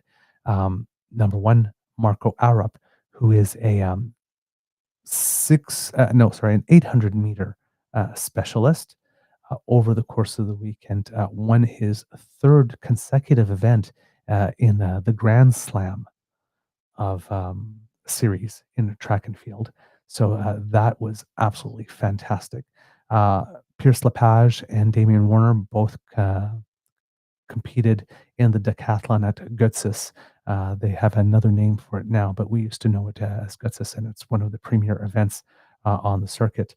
Damian Warner ended up 6th in the event. I'm not sure exactly where Mr. Lepage ended up in the standings when it was all over, but both were competing in that one. As well, our hammer throwers,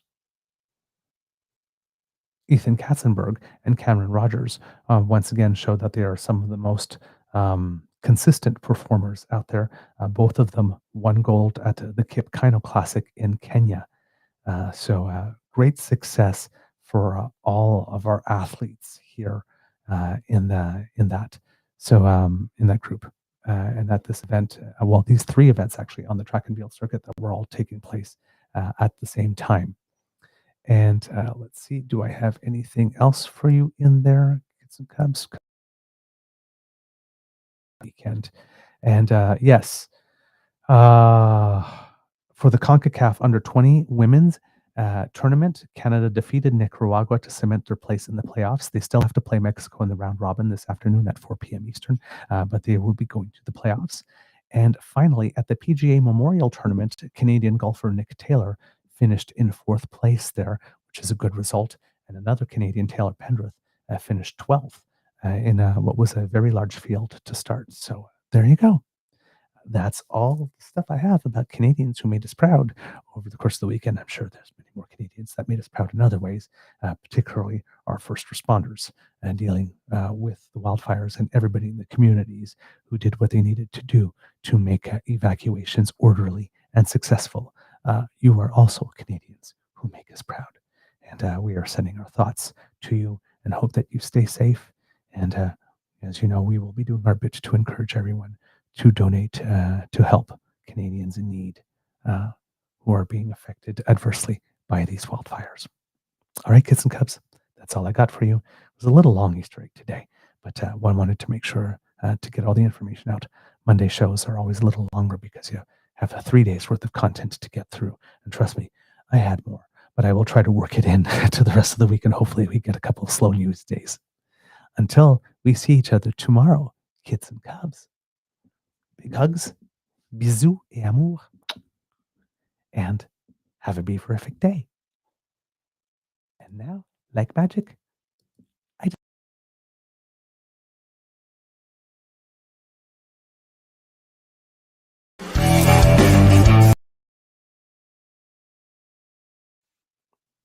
still not empty.